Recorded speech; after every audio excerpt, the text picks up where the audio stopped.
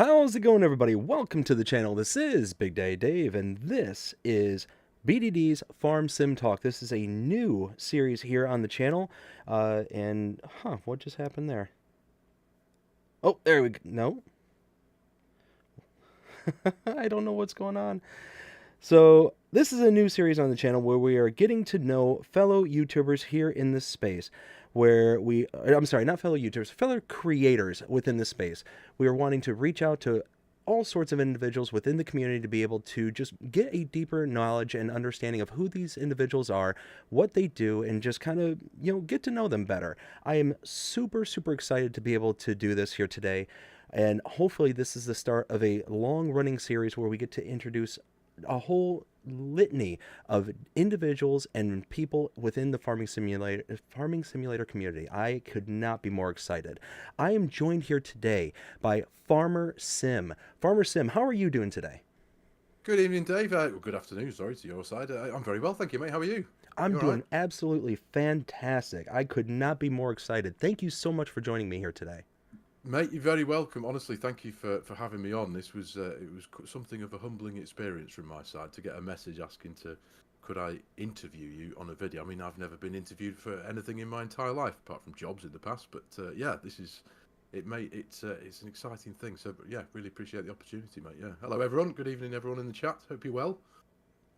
Yeah, like I said, I was humbled that you agreed to join in and hang out with us here today. Because I mean, quite frankly, just some random person on the internet reaching out and saying, "Hey, you want to do something? You want to do an interview?" Before a week ago, we didn't know each other whatsoever, No, and absolutely, yeah. But one of the great things about the community, though, because yes, up until a few days ago, you were a complete stranger, but we're all part of the same community, and we're all. That's one of the most wonderful things. So it was like, yeah, of course, I'd absolutely love to. I jumped to the opportunity to do this, so it's like, yeah, absolutely. yeah, absolutely. I mean, yeah, that 100%. That's the whole purpose of this show, is to, like I said, to bring the community together, to get to know one another at a deeper level, and be able to really just kind of bring out the what makes this community so special at the end of the Yeah, day. So I'm really absolutely. excited and really looking forward to this. Uh, Likewise, let's mate. Likewise. let's see. So let's get started by just kind of giving people an introduction to yourself real fast, and where can people find you? I'm Farmer Sim, of course. They can find me on YouTube. I've got my Discord. I've got Facebook. I think you popped a couple of links in the video description below, of course. To anyone who doesn't know me, I'm like I say, I'm Farmer Sim. I'm a farming simulator content creator. Um, I've been doing it for a couple of years, and I've literally from the first time I posted a video, I've enjoyed, and I'm still enjoying every second of it because it's not just making videos. It's become a whole new thing. It's don't get me wrong, my channel isn't massive or anything like that, but I have again humbly just celebrated the channel's jumping over the threshold of 8,000 subscribers early last week. So that for me that was a massive achievement, and again it brings the community together because it's about everyone who's part of that. The channel would be nothing without all the viewers and the subscribers, the channel members and the friends and everything who all come together and make it what it is. It really is an amazing experience. So yeah, I've been, like I said, I've been doing it for a couple of years. I think I just released, I think it was like the 302nd video, I think was the last one I did. Um, but yeah, it's just a wonderful thing. I'm loving every minute of it, every single minute of it. The whole creation content side of things, it's brilliant. It really is.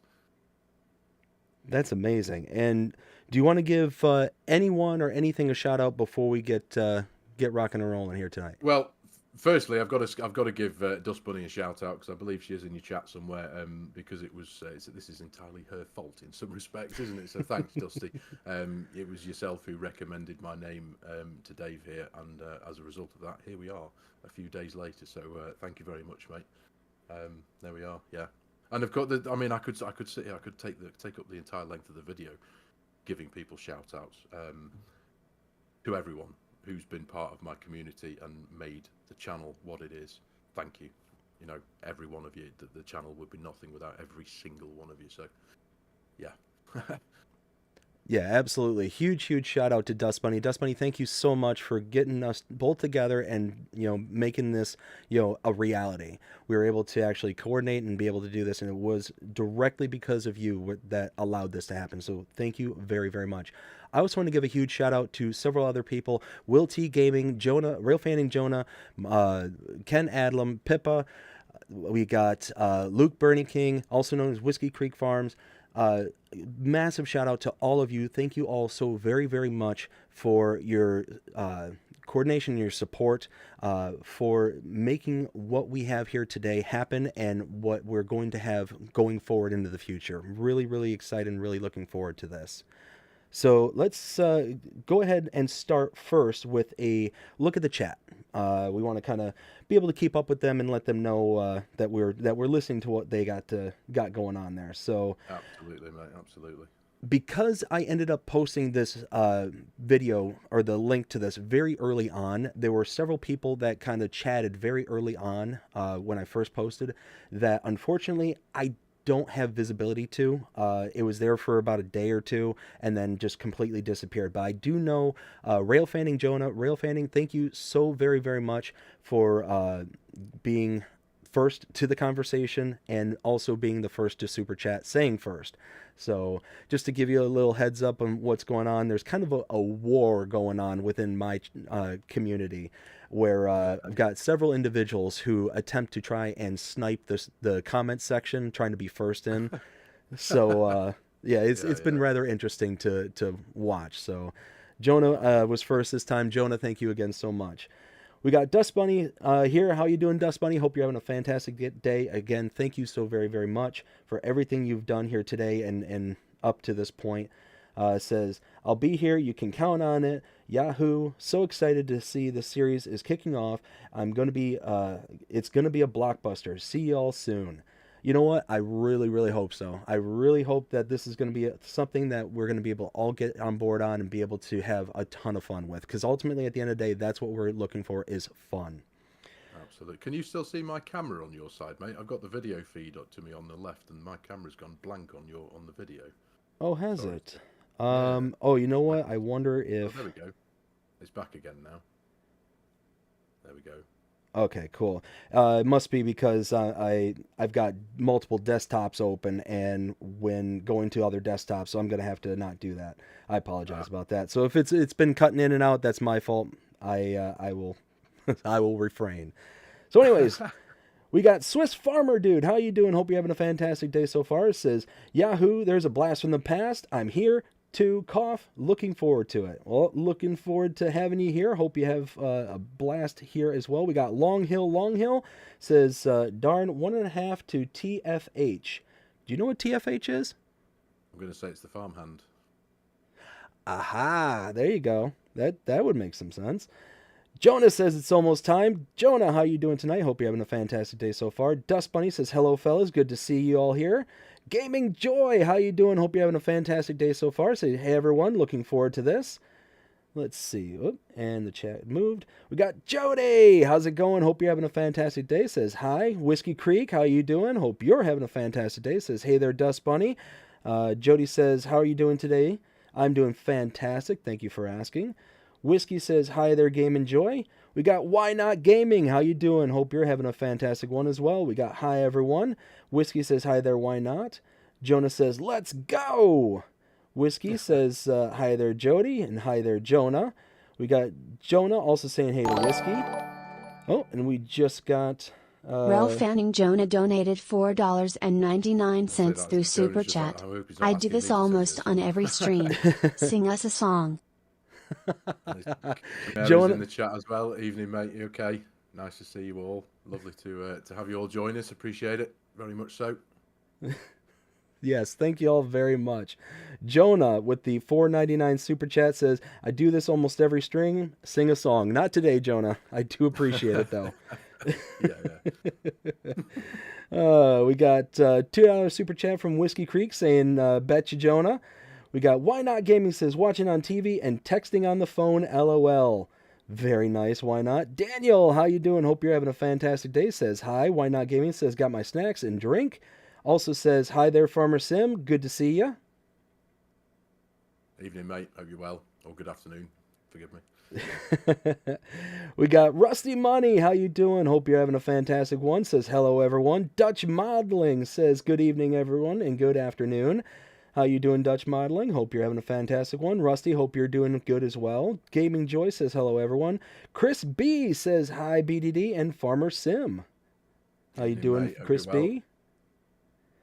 We got Pipin' Paul says hi to everyone. Pipin' Paul, hope you're having a great one so far. Jonah says congrats on 8,000 subs. Congratulations on 8,000 subs, Farmer Sim. Yes, absolutely. Congratulations. Much, appreciate that, mate. Thank you very much indeed. Absolutely. Yeah, that is an amazing accomplishment. Hopefully one day I will be there with you, but we shall keep on trudging along. We've got to do, mate, as we've got to do. 100%. Why not? Says so true. Sim, congratulations. Dustmoney says this is awesome. So glad to see so many Farm Sim faces. We got Ken. How's it going? Hope you're having a fantastic day so far. Says good morning from New Zealand. Let's see. We got Chimera Black Honey saying hello. Looking forward to the interview. Absolutely. We're going to get started here in just a second. And then we got Dustmoney saying thank you to Mr. Jonah. Marcia Papa says hi. How you doing, Marcia? Hope you're having a fantastic day so far. Rusty Money says this is a great chat with Farmer Sim. Absolutely. And then we got Why Not saying agreed, Rusty.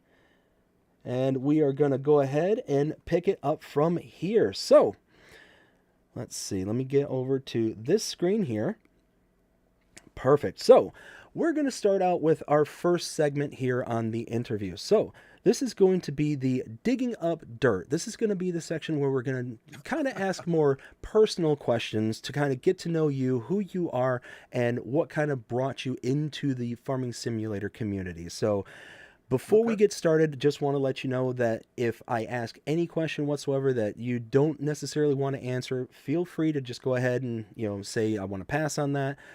There's nothing here that's going to be too out of the ordinary or anything like that, but just want to make sure that you understand that you have the option. No, it's all good, mate. I don't think there's any kind of question I'm not prepared to answer, so don't worry. You're all right.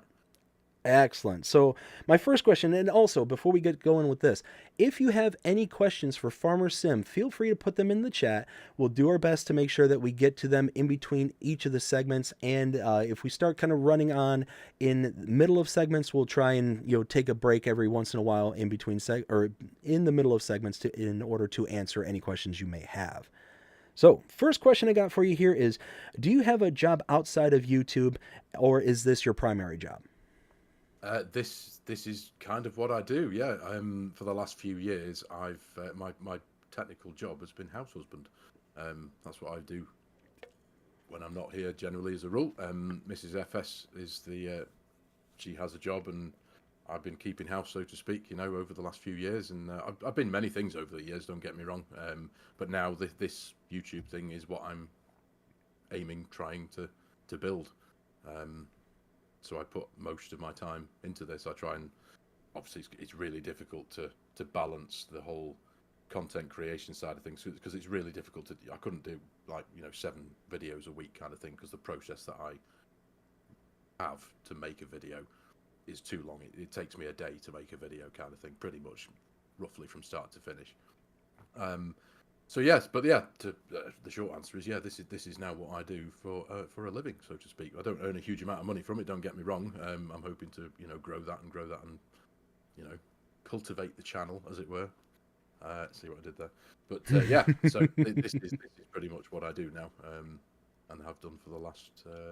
It's almost 2 years to the day now. Well, almost.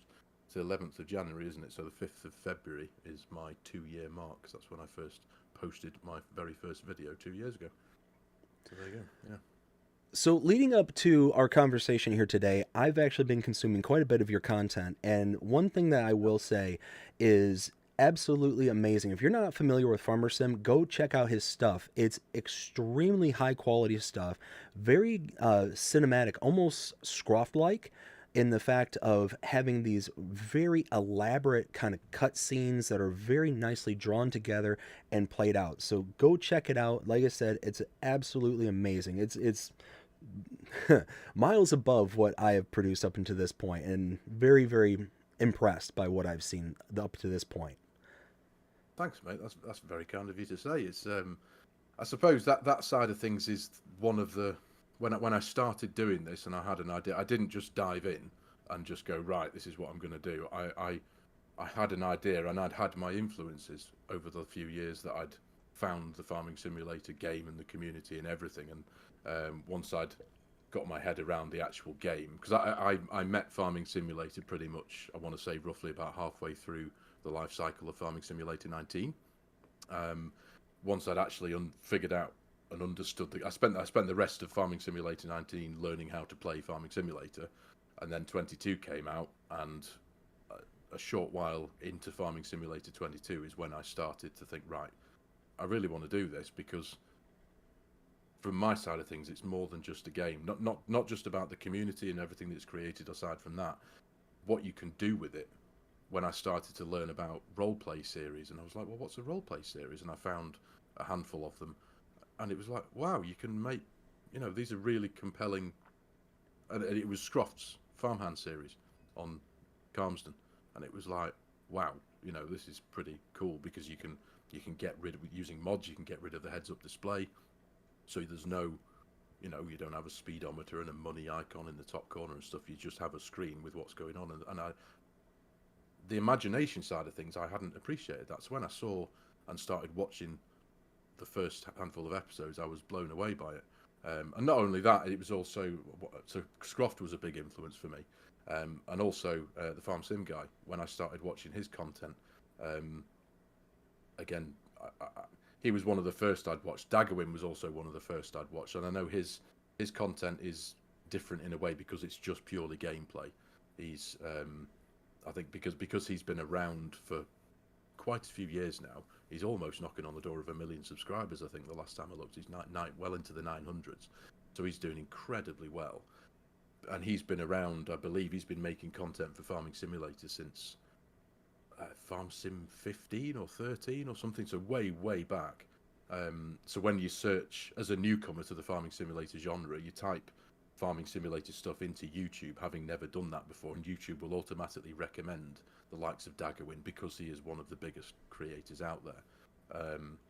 So I started watching his stuff, and it was, the survival series that he did back on No Man's Land, Alien Jim's No Man's Land, and I fell in love with that, and I'd go to bed every night with my headphones on, watching it on my phone, and that was my entertainment to send me off to sleep. Not that it was boring; it was my own little time to get completely engrossed in this new game that I'd found, and it was wonderful. So it gave me so many different views on what you could do with the game. You can have these survival series. The different approaches that the game allowed you to have. Do you know what I mean? You could just play it as you wanted. You could do the survival thing. You can do role play thing. That it was just an incredible game, and it amazed me that it wasn't just one game to play one way. Like the normal type of games, you got Grand Theft Auto and all the other kind of things, and there is essentially there's kind of there's one way of playing that kind of thing in a way. Do you know what I mean? And Farm Sim just had this broad church of approaches that you could do, and I loved that. And because I was looking for a more relaxing gameplay experience in a game, I was getting a bit bored and a bit fed up of the more fast-paced games that I'd been used to playing, shoot 'em ups and all that kind of stuff over the years. I was getting a bit sick of finishing a gaming session on my computer with sweaty palms and feeling a bit irate because I'd been shot in the face 1,000,000 times, and it was like, I'm rubbish at this. And I was like, no, I want something that's just more relaxed. Do you know what I mean? And then Farming Simulator came along. I can't actually remember how I actually found Farming Simulator. I think... No, actually, that's what it was. I'd found a game on Steam called Agricultural Simulator, and I downloaded it. I think it was relatively cheap at the time, and it seemed like a half-decent game, but at the time, I was playing with my monitor setup was an iFinity setup, so I had 3 monitors all joined together in one big, wide monitor. An Agricultural Simulator couldn't support that view that I wanted to play, because that's how I'd played all my other games. It's quite a cool experience, actually. But Agricultural Simulator couldn't really do that, and so I didn't really put in much time into this agricultural thing. And then Farming Simulator kind of popped up as a recommended thing on my Steam page, and that's when I was like, oh well, that looks like it is similar to Agricultural Simulator, but maybe it's a bit better. And sure enough, I learned that it supported the iFinity thing, downloaded it, and here I am. I've hardly played any other game since, and that was several years ago. Excellent. So if I understood you correctly, you started in FS19, and that's where you kind of like developed your skill set and were able to kind of learn and grow from there. And you didn't start actually creating content until FS22. Am I correct? That's correct. Yeah, yeah. I didn't start creating content until I couldn't say exactly when into the life cycle of 22, but it was quite far because the mods were all there. You know, all the everything was there. There was tons and tons of maps to choose from. All the mods were there, and all loads of mods were there. Not like we are now at the early stages of 25, where we're now just starting to see handfuls of mods being released and maps and stuff. The world was my oyster when I started making content on Farm Sim 22, as it were. Oh, absolutely. Yeah, that's the struggle we live in right now with FS25 is we want to be in it, but without all the kind of quality of life mods, it's really hard to like really be so into it unless you're one of the most realistic or more realistic style of gamers. It gets a little rough from time to time.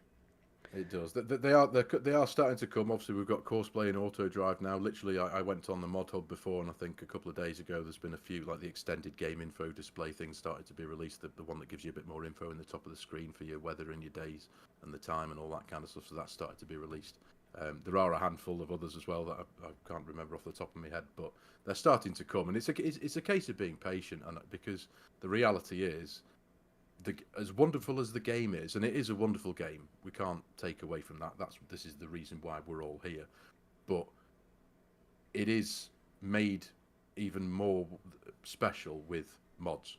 Mods make the game, in my personal opinion, you know, because it's the mods that give you the huge amount of variety, the huge amount of approaches that you can take. You know, if it was just for the base game, yes, it's great fun, but it wouldn't be long before you'd be a bit, you know, I need a bit more variety. I need a bit more this and a bit more that. So the mods, the maps, they take so much time to make. And if you want them to work properly, that's why the modders take the time that they take and the time that it takes to test and all that kind of stuff. Because once they've been through that rigorous process, you've got that reassurance that when you download that mod, for free, of course, do you know what I mean? Most of the time, the thousands and thousands of mods that we had in Farming Simulator 22, they're all free. And it's amazing. It's incredible. You know, these modders and map makers spend. I mean, let's take Oxy for example. Oxygen David, Calmsden Farm and Court Farms, and the Whitcomb Park farm that he's creating at the minute for Farm Sim 25. They're years in the making, literally years. And it's like, you just get everyone's like, oh, when's it coming out? When's it coming out? And it's like, well, it'll be out when it's out, mate. He's spent like 2.5 years doing this. Just hold your horses. Do you know what I mean? So the fact that the game is made so much richer with all these mods is wonderful. Yeah, it's just incredible. It really is. Yeah, absolutely. Now to kind of backtrack a bit, let's find out some more about you personally outside of Farming Simulator. What are some of your favorite hobbies outside of Farming Simulator? Well, I've had a lot over the years. I'm very much into my cars. I'm a car enthusiast. I've been a car enthusiast since the day I was born. So I spend a lot of time, pretty much any aspect of cars. Obviously, I drive them. I've been into modifying cars for years, and I've not done that for quite a while now because I'm growing up a bit, and you know. But I do detailing, car cleaning as a hobby as well. I like to keep my cars clean, so that's a time-consuming process. So I spend a few of my best friends, they've got workshops where they build and race prep and build engines and stuff like that. So I spend a lot of the time down there tinkering around and, you know, cleaning cars and polishing them and all that kind of stuff. I used to be very much into mountain biking way back when until I've got a knackered spine, so I had to give that up. So I've got a bit of a garage queen mountain bike still in the garage that never gets ridden. It looks lovely, but never gets ridden. The tyres are always flat because they just go down over about 6 months. I've been into well, where do I start? Music's a big part of my life. I've always been a bit of a self-taught musician. I haven't done much with that in the last few years because this YouTube thing kind of takes over. That's been my primary focus, of course. But yeah, I've always been heavily into music. I've played instruments all my life. I was in a band when I was at college, back in the heady days of Britpop and Oasis and that kind of stuff. So yeah, we were drums and guitars and singing and all that kind of stuff. So that was pretty cool. I'm trying to think of other hobbies really. Films, TV and stuff. I'm very much a bit of a film buff as well. I like to chill out and watch films and binge a decent TV show now and again with Mrs. FS downstairs. Trying to think of other things. Yeah. Well, based on what I've seen of your content, it seems like you draw a lot of influence from the cinema. Very much a style of portraying the game in the most theatrical light. Do you have any kind of like formal training in like actual like filmmaking or editing, things like that? Nope, none at all. Everything that I've done has been entirely self-taught and influenced by other creators.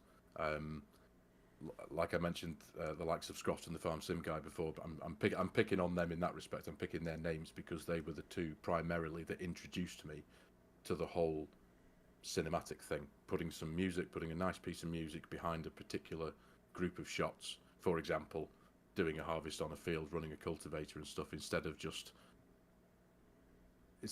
doing it and cutting away from it or putting it into a time lapse and just speeding the footage up. Which I know I do that as well.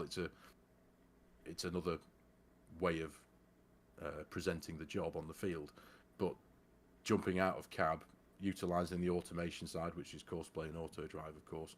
I rely on those two mods heavily because that allows me to set the job off, and using that little, it's not a glitch. I don't know whether it's meant to be part of the game, but when you set off an AI worker or a Courseplay or an Auto Drive worker, set it off and press go, jump into the wardrobe and come back out of it, and the person driving the vehicle is no longer the AI driver. It's your character that you've dressed in, as you.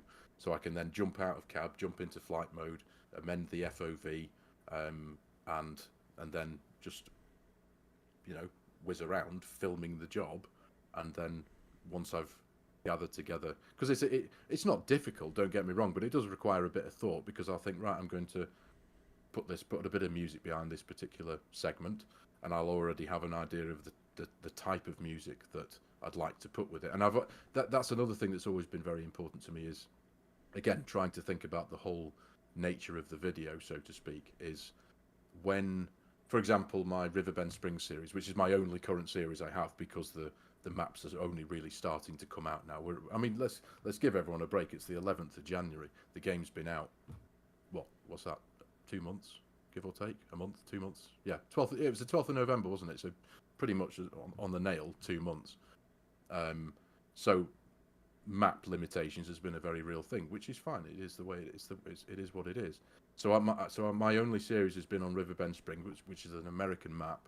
So in my opinion, for my content that I've been creating on there, the correct music to have behind that is some kind of American kind of country rock, country-ish blues style music. So it's been important to me to keep that theme so that it feels right, if you know what I mean. So I'll pick a piece of music, and then, because of the way I like to do it, I've tried doing this because there's different methods of presenting the cinematic. You can do it, and I do try and take influence as well, just from watching TV shows and other things on YouTube, but nothing to do with Farming Simulator, car stuff, many other things that I watch on YouTube downstairs on my other. It's not my other channel, but it's my other username that I've had for years, that I just watch all the other nonsense that I've watched for years on YouTube. But I will now, because I'm doing what I'm doing, I will sit there, and I'll realise I'm doing it like 10 minutes into whatever it is I'm watching, but I'll be watching something and I'll realise I'm not actually watching it. I'm watching the I don't know the structure of the video that I'm watching. The movement of the camera, the placement of the music when they flip from one scene to another. Do you know what I mean? And I'm trying to take that on board, because at the minute, and the way I've always done it, is I time my cinematics to my music.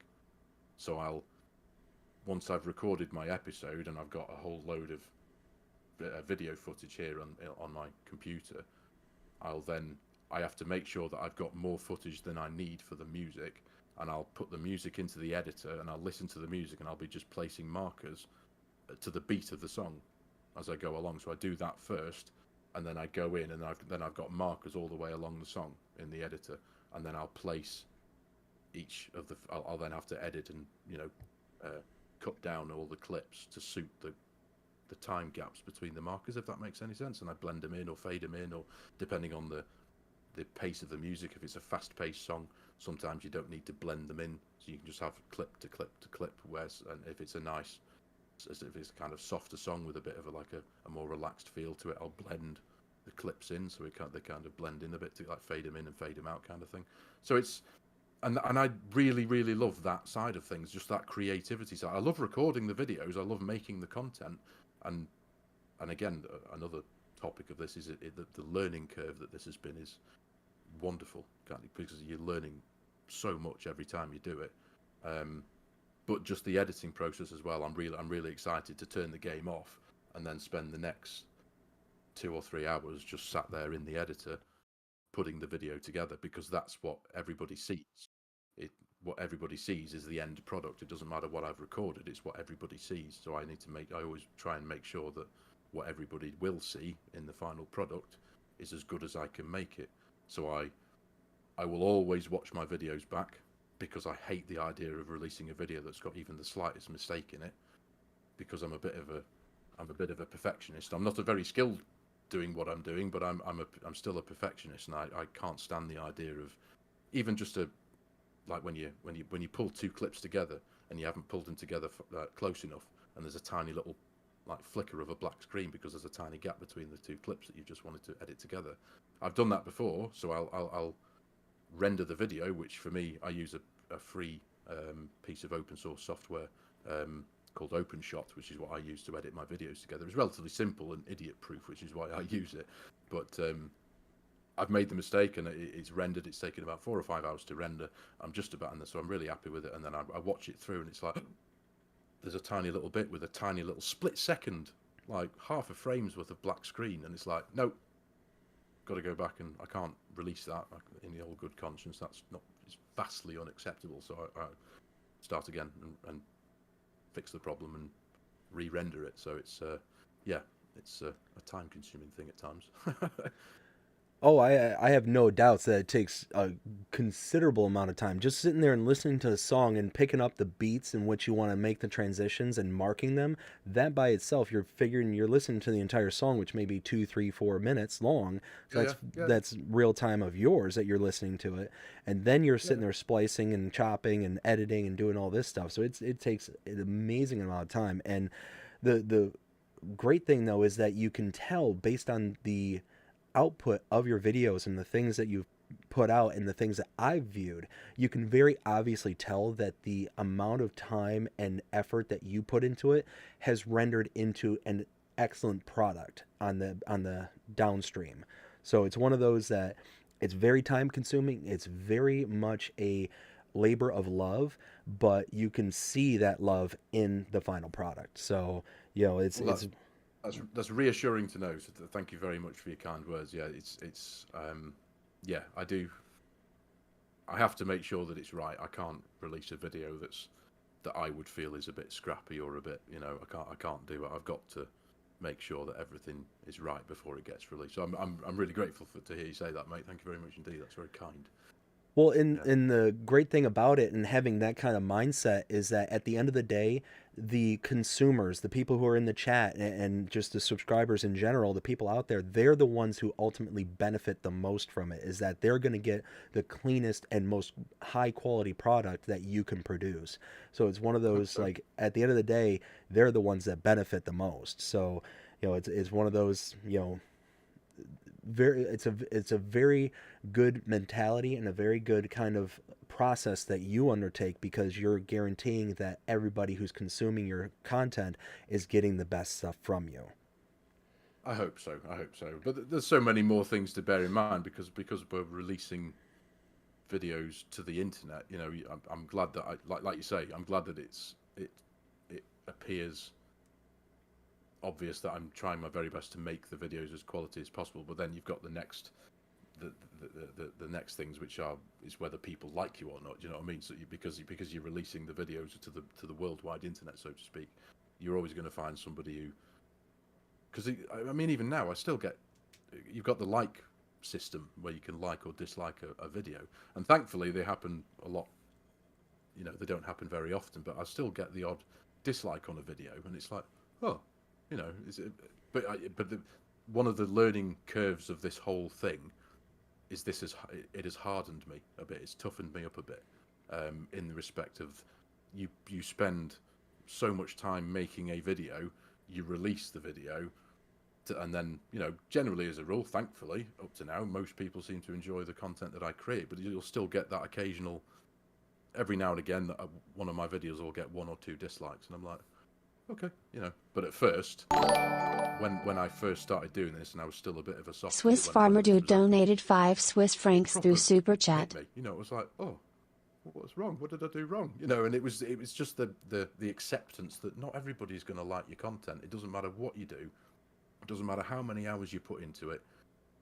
You can't please everybody, and it's that level of acceptance that now, if I get a dislike, it's like, oh well, you know, it water off a duck's back, so to speak, as opposed to previously it was like I'd have to go down to Mrs. FS and I'd be like, somebody's disliked my video, you know, and she was like, oh, I wonder why that is, because you don't, you know, and it's just a learning curve. It really is, and it's like I say, it's toughened me up a bit, which is a good thing, I think. Oh yeah, absolutely. I mean, there's definitely going to be times where you just come across those people who are just not pleasable, you know, no matter what it is you do. So it's one of those that you just have to eventually just kind of reel yourself in and be like, you know what, I can't please everybody. So I'm going to make sure that first and foremost, I'm happy with what I'm doing, and Yeah. find those people who are happy with me, kind of thing. Absolutely, yeah. That is the very real reality of doing what we do. I don't think I'd have survived very long if I'd have let all the negative experiences, which thankfully there hasn't been many. Don't get me wrong. I'm not saying it's a constant supply of negative experiences. It's not. It's an overwhelming positive thing doing this. But every now and again, and I think in my entire time of doing this, in the almost 2 years of releasing videos, I think thankfully I can count on one hand. It's probably about 4 or 5 actual negative comments that I've received in the comments of my videos, literally like 4 or 5.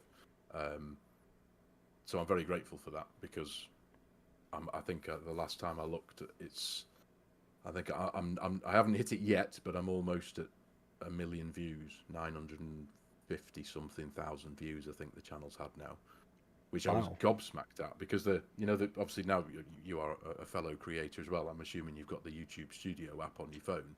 Oh, for sure. I look at that far too often, because this is my baby. This channel, I'm fully committed to it. This is what I do. Like I said, this is absolutely what I do.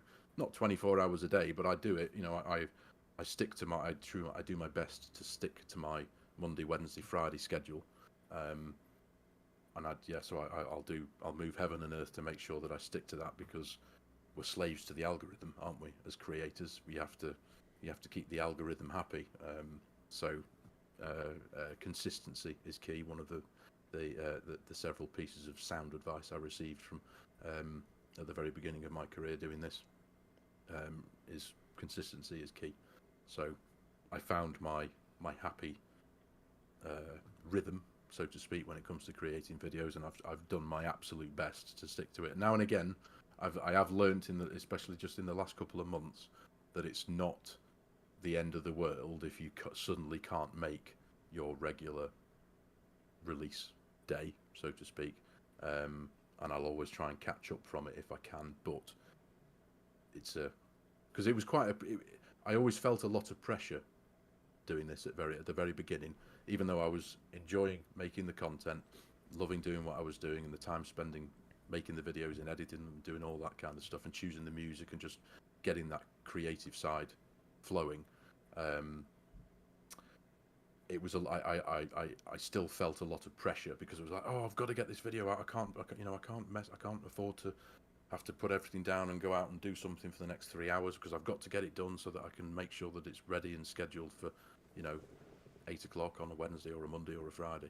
And I was putting myself at times under quite a lot of pressure, and then you become a bit stressed out because, I'm not going to get my 8 o'clock deadline. Oh, goodness me. And it's like, no, I've started to learn to not take a step back, but just to sort myself out, give me head a wobble and go, no, you'll be fine. Don't stress out about it. So again, I suppose this is all part and parcel, saying that the whole thing is a massive, constant learning curve. And that's one of the things that I really enjoy about it, is the whole, the constant learning of the whole thing, if that makes any sense. Yeah. Absolutely, absolutely. Rail Fanning Jonah, thank you for the gifted membership. I greatly appreciate it. Also, Swiss Farmer Dude, thank you for the 5 CHF. Greatly appreciate you as well. So backtracking just a bit, you mentioned that you're a bit of a car enthusiast, that you're a bit of a gearhead, that you would go through and modify vehicles and stuff like that. Yeah. I certainly consider myself one as well. Now, let's say money was no object. You didn't have to worry about anything in the world, and that you could just go run out and buy any car ever. That'd be a nice position to be in, wouldn't it? Money, Wouldn't no it object. though? What would be your absolute dream car from the past, to present, any time in history? What would be the car that you would go out immediately if money was no object and go and get? Probably a early 2000s R34 Nissan Skyline GTR, probably. Or, well, this is a difficult thing because I've got so many. Or a 68 or 69 Dodge Charger 440 RT. Oh, okay. Yes. Now you reeled me in. Oh, I know you'd like that, being an American, of course. No, there's something. I've always had. Well, I've got one over there in the form of the General Lee, of course, in a 1/18th model. But I've always had a thing for the Dodge Charger. It is a beautiful car, desperately slow, giant, big, cruise ship of a vehicle on the roads. Now they are. I've been fortunate enough to see a few in the flesh. There's not that many in the UK, of course, obviously, but there are a few, and they are massive. Absolutely massive, and you don't appreciate the size difference between what we're used to as European cars, and then you go over to stateside and you see a Chevy Bel Air, or you see a Lincoln Continental or a Ford Galaxy 500, and it's as wide as my car is long, and it's like, oh my god. And a Charger, especially a 68, is the same. They're about 18 feet long. Do you know what I mean? It's incredible. I couldn't park. Well, I couldn't get one on my drive. I've got a 3-car drive, but I couldn't get a Dodge Charger on the drive. Yeah, I know exactly what you're talking about. My grandfather is an avid car collector, and he's actually car collector. He has bought in cars for each of his children. He's got 4 kids. And he actually bought my father's old 68 Camaro SS. And he tricked it out, made it into a showpiece. Originally, it was a black-on-black convertible SS, full leather interior. It was absolutely gorgeous before he got his hands on it. Then once my dad sold it to him, he turned it into a candy apple red with black racing stripes, red leather bucket seats. It's just absolutely mint condition. It's gorgeous. So yeah, I'm right there with you when it comes to the appreciation and love of vehicles. No, I was born with it, unfortunately. My dad used to buy me toy cars when I was a kid, and so I had a collection of cars when I was proper little, like, up to 5, 6, 7, 8 years old or whatever it was. I had a big box of toy cars, and I had one of those roll-out mats where it was like a road and a village on a roll-out carpet mat that I'd play with on the floor.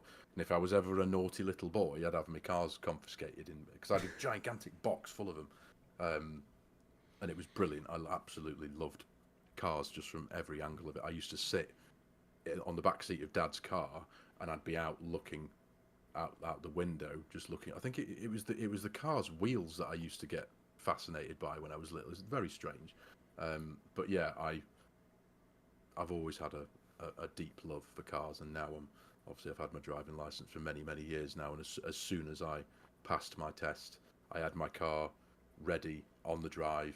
It was already modified. My first car was already modified because I'd had it for a few months anyway. So it was lowered. I'd already had the wheels off. I painted the wheels black. It was a Ford Fiesta for the UK people viewing, an old Mark II Ford Fiesta, 1 litre, or 1.1 I think it was. But it was red. I'd tinted the windows. Sorry, I've just bashed my microphone. I'd tinted the windows. I'd lowered it. It was on black XR2 pepper pots, and it was there ready on my drive, waiting for me as I came back after passing my driving test. And it was like, right, gone. My mum and dad never saw me again, because I was literally, I'd got the freedom that I'd been dreaming about for so many years. It was like, right, you're never going to see me again, because I'm just going to be living in my car for the next X amount of time. So that was it. I was off. Yeah. So, out of curiosity, being such a big car enthusiast, do you also consume like car programs, like such as several years ago there was Top Gear in the UK? Oh yes, avid car. Yes, I consume a lot of it. I consume a lot of it on YouTube as well, via my other username channel that I have downstairs that I've had. That was my first YouTube username. You know what I mean? It was one of those. It's just my own name, and I watch all sorts of nonsense on there. But yeah, I consume mostly car content on there. And again, because I'm now doing the YouTube thing, I now pay more attention to the numbers that the car people get.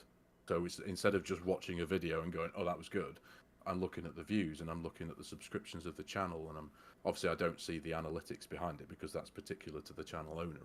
I get that. But knowing, I mean, for example, like the farming simulator community it's very big at times, but a lot of us, you know, like when it comes to the views and stuff like that, you know, we can be happy with several thousand views on a video. But when you come to the car world, because the car world is just that much bigger, we're a very small community, a very niche market in that respect. We make content for a video game, but it's not Call of Duty, where billions of people around the planet play it. And it's the similar thing with cars. The car world has a vast YouTube following, and there are thousands and thousands of channels, and some of the money they make it's incredible. There's YouTubers out there. There's one called Shmee150, who is a British YouTuber, and he's very. I learn a lot from him, and that's one of the things that I appreciate about what we're doing here, is that you watch somebody on YouTube, you like their content, you enjoy what they do, you end up following their story as they make videos. They're like they'll repair a car and do all this kind of stuff, and it's interesting to follow. But then months later, you learn that they're doing a podcast over here on a different thing, and it's just the podcaster and this YouTuber sitting down and having a conversation, and you learn a lot about what goes on in their background. And that's one of the reasons why I kind of really got what you wanted to do with this.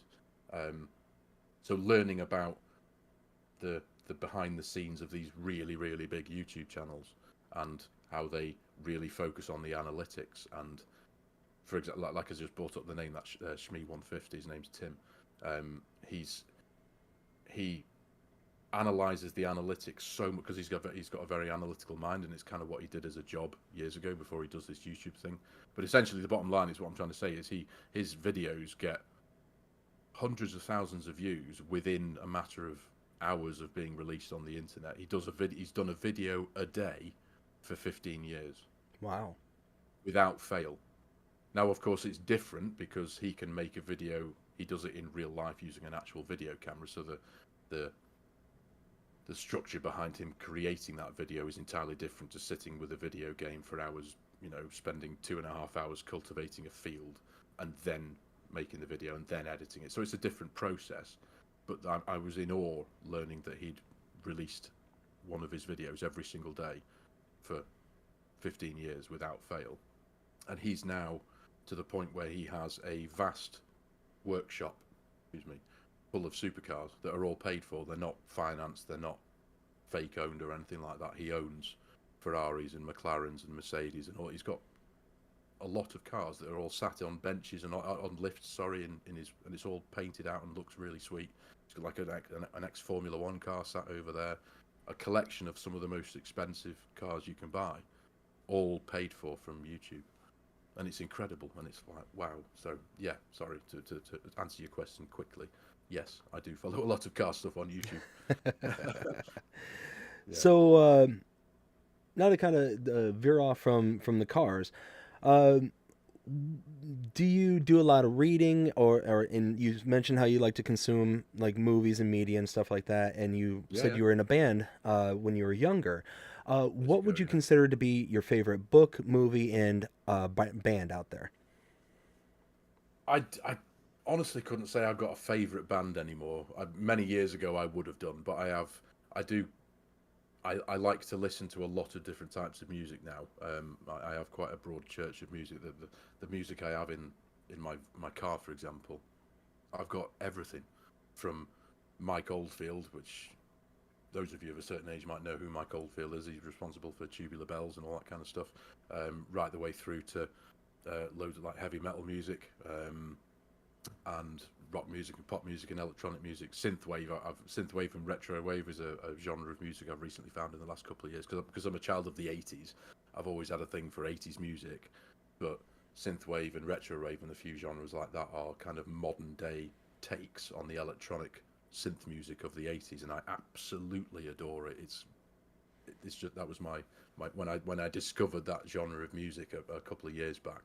I kind of sat at my computer and tried to consume it all, just sitting here with my headphones on, finding it and listening to it and buying it and downloading it and going, oh wow. So yeah, it's yeah. Sorry, I got carried away then. But So what about a movie or books? What would you consider to be your favorite? again, I don't really have a favorite movie. I mean, I'm 43 years old, but I really did enjoy the. I've always been big into the Marvel movies, just because for me they're a wonderful form of escapism. You know, when life's a bit tougher, you're a bit stressed out or whatever, and you just find things a bit difficult. Just escape into a world where there's complete nonsense, but it's wonderful at the same time.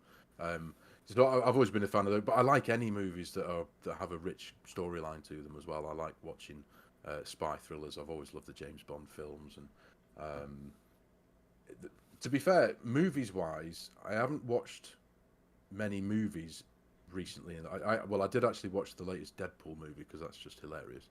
Um, a couple of weeks ago, I've always been a fan of Ryan Reynolds, and those of you who didn't know, obviously Ryan Reynolds has just bought Wrexham Football Club a couple of years ago, which is North Wales, which is 25-30 minutes away from me. So me and Mrs. FS have been watching the Welcome to Wrexham documentary, which is a documentary about Ryan Reynolds and Rob McElhenney buying Wrexham and the whole stuff that goes on behind the scenes with that, and that's a wonderful watch. But yeah, we love getting ourselves into a decent TV show where we're in the middle of watching a load of stuff on Apple TV. They've got some really good TV shows at the minute. Apple TV. There's one called Silo, which literally there was an episode that came out yesterday, which we need to watch. What other ones have we been watching? There's one called Severance, which is season 2's coming out. That's another Apple TV thing. A really interesting take on. It's a really interesting storyline anyway. So we've got that to watch coming up soon. But yeah, we do like watching interesting TV shows. I'm trying to think of my favourite. It'd be difficult to pinpoint a favourite one because we do consume quite a lot of TV. So sometimes it's difficult to pinpoint one because we enjoy them all as long as it's good, a good TV show and a decent story. We'll kind of watch it. Do you know what I mean? Absolutely. So, what would you think would be kind of the oddest, weirdest, or most obscure, whether TV show, movie like that you've seen, or any kind of Obscure. content that you've seen online? Like, what would you say would be like the most like obscure, besides this channel, of course? I mean, daft. Honestly, I don't watch much obscure stuff. I I honestly don't think I've got an answer to that one. I don't, because YouTube is full. I mean, I'm pinpointing YouTube because that's where most of us spend a lot of time watching, and I fully appreciate that. YouTube is full of just about anything. You can find a community on YouTube for anything. If your hobby is basket weaving, you can find a community of YouTubers and viewers who stay within that community, and it's wonderful that. But I don't really stray away from on my Farmer Sim YouTube channel. Everything that comes up on my homepage is all to do with Farming Simulator. I don't watch anything just because I don't want to mess the search algorithm up. I keep everything as Farming Simulator in here just because it's a bit of an OCD thing. And my other channel downstairs, we use that downstairs, sorry, for watching whatever it is that floats our boat. But generally, as a rule, we that's for me watching my car stuff. I've always been I suppose, been a bit interested in the whole UFO topic. Whether that makes me look a bit odd or not, I don't know. But it's very interesting, regardless. All these government releases of information stuff, whether you believe it or not, it's one of those. But it's interesting to watch and learn about regardless. So I suppose I could call that the most like weird left wing kind of thing that I've watched, is maybe in the past, is something to do with UFOs, perhaps, just because it's interesting now and again. If there's any facts behind it, I don't know, but it's still an interesting topic regardless. I gotcha. So we're going to quickly catch up with the chat here. We're going to start off with, I believe I left with Chris B saying, thank you to Dust Bunny for helping to arrange this sim talk. Yes, thank you again, Dust Bunny. Greatly appreciate you. Dust Bunny responds back and says, you're welcome, Mr. Chris B. Daniel says, Hollywood.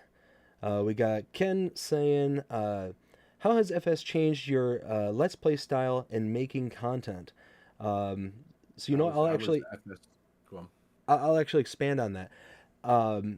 So the question was, how has FS25 changed your Let's Play style? But I'm going to expand on it and say, going from year to year, because you've started making content in 22 and you moved on to 25, continuing to make content. What portions of Farming Simulator changed that really affected your playing style and or your content creation style? Was there anything in the game itself that kind of forced you to make an adaptation? Yes, and it wasn't what was in the game, it's what wasn't in the game, and that was courseplay and auto drive. So, but there was a bit of me that was worried, because I knew when 25 came out, we had the new AI worker system, which is really good, I've got to say. It is, yes, it's not courseplay. Courseplay is very, very good because it's got a huge amount of detail and tunability to it and customization. The AI worker system was very simplistic, but it was extremely effective in respect of that. You can the user interface that Giants created for 25 for the AI workers, I thought was genius. It was really, really good, and it was so good knowing that console players would get a bit of a taste of what courseplay was, because they can't get courseplay in auto drive because they're scripted mods, and obviously they for reasons that are beyond Giants, that are out of Giants' hands, they can't have those mods for console. So I was really glad that finally console players were going to get a bit of a taste of the automation that PC players can experience with the likes of courseplay and auto drive. Yes, I know they haven't got auto drive, but the base game AI driver system, where you can send a tractor and trailer, for example, from where you are in a field to a sell point or a tip point, I feel was much better implemented in 25 than it was in 22. I can honestly say I don't think I ever used it in 22, because if I remember correctly, I think courseplay and auto drive, I felt like they came out quite quickly into 22, as not quite as quick as they have with 25. They were, I mean, it was literally Christmas Day when it was one of them came out on Christmas Day, and it was like, wow, okay, Merry Christmas, thank you so much. I thought it was incredible that the modders had done that. But yes, the one thing that temporarily made me worry and made me think I may have to change my approach to my content creation was the lack of courseplay and auto drive, and how easy development controls, because that was the quick access to the development tools that enable you to enable flight mode and change the FOV within a few buttons. Thankfully, easy development controls is, I believe, in development. I do have a bookmarking my vast array of farming simulator bookmarks on my web browser for the GitHub for easy dev controls. But we still do have, you can enable the development controls within the game.xml before you come into the game.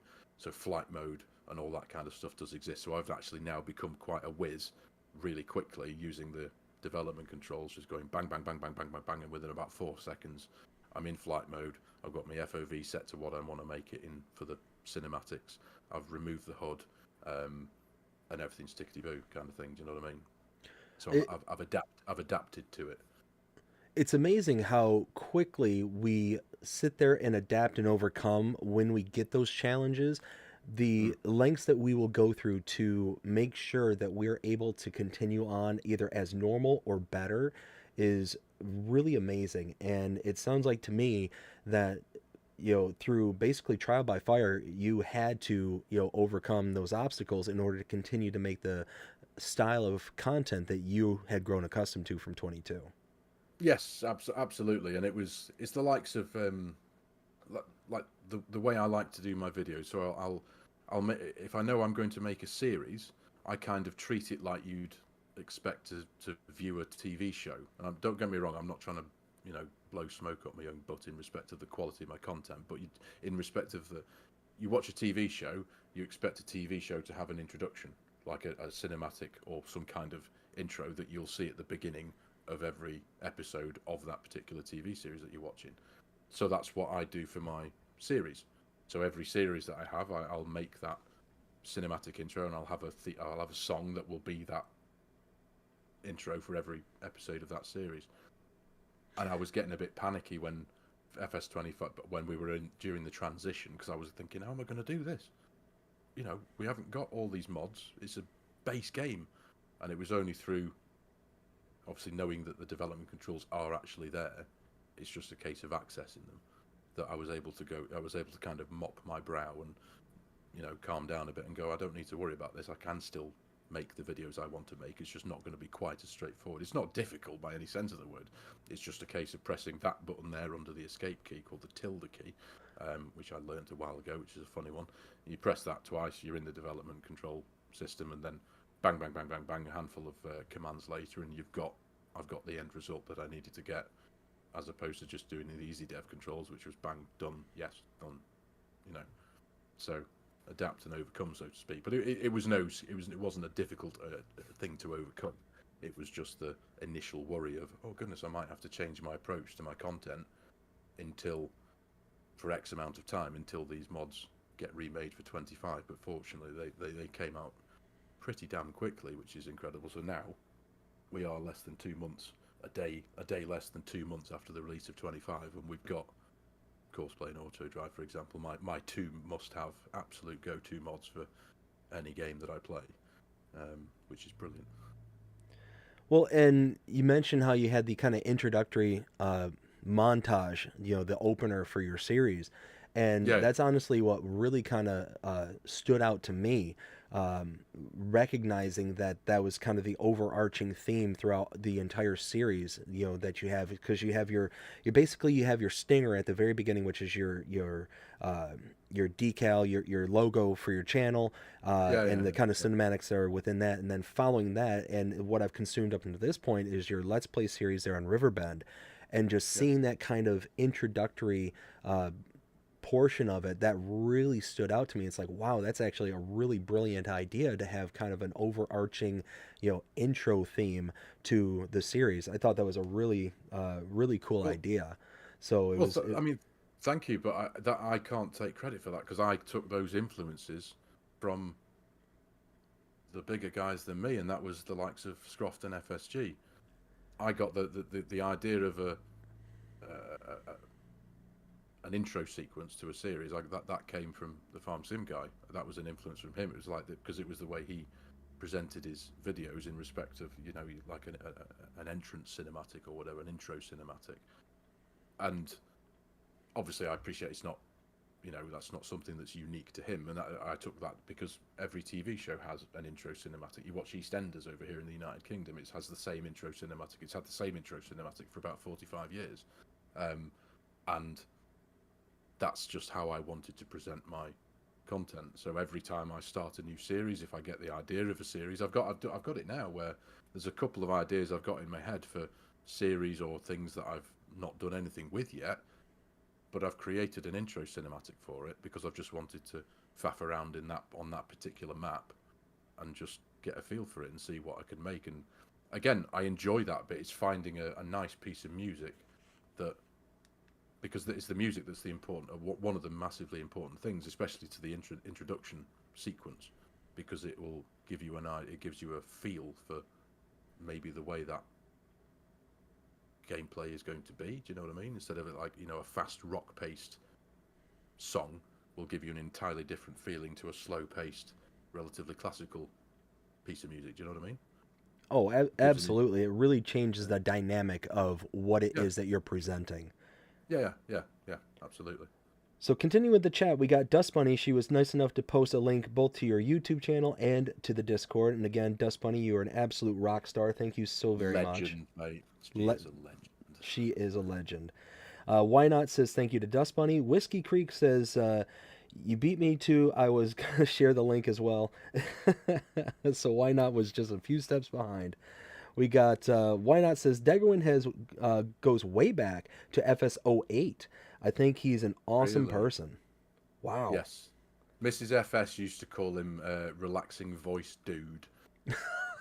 Because he does have one of the most incredibly relaxing voices. But way back when I discovered the Farming Simulator thing, I would watch Daggerwin's videos on the TV when I was downstairs, and he does have a very relaxing voice to listen to. And because Mrs. FS wasn't interested in any way at all in the Farming Simulator thing I was getting involved with, she just focused on the fact that he was relaxing voice dude, so she was fine with me watching him. That's funny. Yeah. Let's see. We got Jonah with the gifted membership. Again, Jonah, thank you so very much. And it actually went to you. Really? It went to Farmer Sim, yeah. Oh, there you go. That's very kind, mate. Thank you very much indeed. Farmer King George. Hi, mate. How you doing? Hope you're having a fantastic day so far. We got Whiskey Creek saying, do you live in the UK at Farmer Sim? Where do I live in the UK? Well, I think he was asking, do you live in the UK? I do, yes. I live in Cheshire in the UK. Yes, where the cats come from. Okay. Yes. Let's see. Farmer King George says, hi, how do you start? How do you start? Was it on... so I started on console. Yeah, but he's asking, did you start on console? No, I started gaming on consoles, but not Farming Simulator. I started gaming many years ago on... What did I start gaming on? What was my... actually, do you know what? I couldn't tell you what my first games were. They were years ago, but I spent a lot of years on my PlayStation. I was heavily into Gran Turismo. I was vastly into that, to the point where I was proper geek. I had a full steering wheel and pedal set up with my PlayStation and my TV. But I did. It was a proper geek thing, because I got my proper nerd on with that game. But I had driving gloves. I had a particular set of trainers that I'd use on the pedals because they were dead light and dead good and dead grippy on the pedals. But I had my mountain bike gloves as driving gloves because I used to do the 24-hour races on Gran Turismo. Wow. Yeah, oh yeah. Well, racing. I'm not a racing driver, but all of my friends are. Some of them are racing drivers. Neil's he's a trophy-winning time attack racer, and Adam's a championship-winning drag racer. So motorsport has been quite a big thing in my life as well. So the car racing virtually was something that I was really involved in, and doing a 24-hour race around Cirque du South in a Sauber C9, proper give you blisters on your hands. So I had my mountain bike gloves and everything to do, sit there for literally... I didn't do it for 24 hours. I'd pause it and go to bed, and then wake up the next morning and have some breakfast, and then just go unpause and just carry on from where I was, like full blast down the back straight of Cirque du South. It was quite something. That's awesome, because I'm not deeply familiar with like the racing scene, but I know that there are like 24-hour circuits where there are racing drivers who will be a part of a grander team, and the Yeah, team yeah, will sit there and they'll do like X amount of laps, and once they kind of get to a point where it's like, okay, I'm exhausted, I can't turn the wheel much anymore, they'll hop out. They'll almost do like a pit stop to where they'll yeah. pull off, they'll repair anything that needs to be repaired, and then somebody else from that team will hop in and they'll continue around the track. And it's That's basically right. Well, whoever has this one of my, quickest time is like the winner. yeah, yeah. Well, one of my best friends, Neil, the guy who's an engine builder, he's done a 24. He did a 24-hour race in a little European hatchback called the Citroen C1. They'd had a 24-hour race down at Silverstone, and he competed in that a couple of years ago, um, and it was an incredible experience. So yeah, there's a team of drivers, and they're booked in for X amount of, they'll do X amount of laps or a little or X amount of time each, and then they'll come in and they'll swap drivers and they'll fuel up and change the tires and off they go again.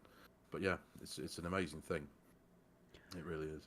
Well, and especially when it's like driving and racing like over in your neck of the woods compared to like the big racing scenes around here. You know, you get like your NASCAR and stuff like that, and that's its own beast on its own. Yeah, yeah, oh yeah, yeah, yeah. But it's one of those where when you're and especially oftentimes you do get those racing scenes where the it's not like a professional quote unquote track car. It's a maybe heavily modified like regular everyday driving car kind of thing. Yeah, yeah, I mean, and there's going to be different variances depending on the league or whatever kind of event you're taking part in. But yeah. it's one of those like you could just have a regular old car to go to your grocery store in and just throw in like a roll bar and stuff like that just to reinforce in case you get into an accident. But Well, I mean, at the end of the yeah, day, that's a whole like to do kind of thing. yeah. Well, again, my friend Neil, the guy who did that, that's one of he's a time attack champion. He won the time attack a couple of years ago for the group that he was in, and he was in his Honda Civic Type R, and he drove to the track in his car, competed in the race, won the race, and then drove home. It was a race car, but it was a race car for the road. So as long as so it still had a full interior, it had all the back seats, it had the front seats, it had the carpets. It wasn't fully stripped out. It had a roll cage. It was just a very fast car, and lots of race cars get trailered to the event, or in trucks and stuff like that. So they're literally race cars and can't be driven on the road because they're not road legal. Neil's it had number plates, it was road legal, it had an MOT, and he went out and he spanked all the other race cars and drove it home again. It was he was like, it was brilliant. Oh, and that's the best thing too is when you get to take not only the prize but the car home with you. Yeah. Everyone's like, oh, I can't drive my car home because it's this, that, and the other. And Neil's like, bye, I'll see you later. Just driving home, no trailer. Let's see. So we got Ginger Farmer says farm. I think it was supposed to be Farmer Sims series on Court Farms and FS22 is epic. Oh, thanks, mate. I love that map. That was one of the most incredible maps. There was so much immersion in Court Farms. Oxygen David is, as I'm sure we all know, an extremely talented map maker. But Court Farms is coming back to 25 as well at some point in the future, I believe. He's not far off finishing Calmsden now. I think that's round the corner, and then I think he is going to kind of have a bit of a dabble with Court Farms and then crack on with Whitcomb Park Farm. But yeah, thanks, Ginger. That's really kind. I'm really glad you enjoyed it. I loved making that. That was my longest running series. I wanted to make it to 100 episodes, but I think I only made it to about 80 before 25 came out. So, wow, that's incredible. And what I noticed is that your episodes are roughly about 30-ish minutes. Is that about right? yeah, roughly. Yeah, I don't aim for a particular length of time. I mainly it's more about the structure of what's in the video. So I'll always try and make sure that there's at least 2 fieldwork jobs that go into a video. Well, that's how I used to approach Court Farms anyway. I'd make sure that there was at least 2 cinematic sequences for jobs, whether that's a time-lapse cinematic, so obviously just speeding the footage up and putting a track behind it, which is a much easier way to do it, just taking the footage of you driving over a field and cultivating it or mowing the grass, speeding the footage up in the editor, which is literally the click of a button, and then putting a track of music next to it in the editing window. It's dead easy to do that, or doing the cinematic approach where I do the music and all that kind of stuff and chop and change and all that. So yeah, I'd always make sure there was at least 2 jobs and a bit of talking and whatever going on in between all that stuff. So, but ordinarily, generally as a rule, I'd always end up landing around about 30 to 40 minutes. Yeah, for sure. Excellent. So we got Dust Bunny saying, thank you, Mr. Jonah, for the gifted membership. Why Not saying, Farm Sim Love. Gaming Joy says, that's the key to many people don't realize. Mods take hundreds of hours to make and just as many hours to test properly. 100%. Absolutely. Gaming Joy also says, you can't see the mods that get released without the level of detail, level of testing right away. Yep. And that's the thing is, when it comes to mods, when it comes to maps, I mean, I've talked to map makers and they say that it could take them months, even years, to just release one map in its entirety. It's incredible the amount of time. And we also got to remember these people, they oftentimes have full-time jobs. They don't get paid for this stuff, so they got full-time jobs. Yeah. They have to balance, work life, home life, and mod life. So yeah, it's incredible what they do for us here on the community. It's a big commitment. It really is. Absolutely. Whiskey Creek sent my Discord. Thank you, Whiskey. I greatly appreciate that. Why Not says this interview is awesome. Well, thank you, Why Not. I greatly appreciate it. Nice. Pleasure enjoying it, man. Cheers. Jonah says, Farmer Sim, if you can only have one mod for FS, what would it be? Oh, good Lord. That's a question. One mod. Oh, I don't know. It would probably. I'd have to say, from a content creator's view, and I'm not going to do courseplay and auto drive. It's going to have to be easy development controls. That was one of the most used and useful mods from a content creator's perspective. Anyway, it would be that, because you can do anything in the game with that mod. Yeah, and yes, I know you can do it with the development controls at the minute in 25 until easy development controls come out. But you could just, the click of a button, you'd go into its own user interface. You could drop a bale in front of you. You could drop a pile of wheat in front of you. You can teleport across the map. You can enable flight mode. You can fill your trailer. You can fill your fuel tank. You can fill your diesel exhaust fluid tank if your tractor had it. You can do anything. You could place 12.5% of your combine hopper full of product if you wanted to. You could do anything at all was doable in seconds. You could change the field from a harvested state to a field of wheat. You could change, to a cultivated field to a field full of weeds. You can do anything, and it was brilliant. So yeah, I'd say if I had to choose one mod, it would be that one. So versatile.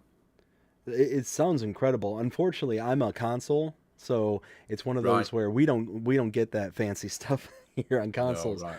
But if I had to choose one mod that was within the console sphere, it would have to be the 6MT, 9MT, 12MT plow. Because I don't know about you, but I cannot stand the backbone plows.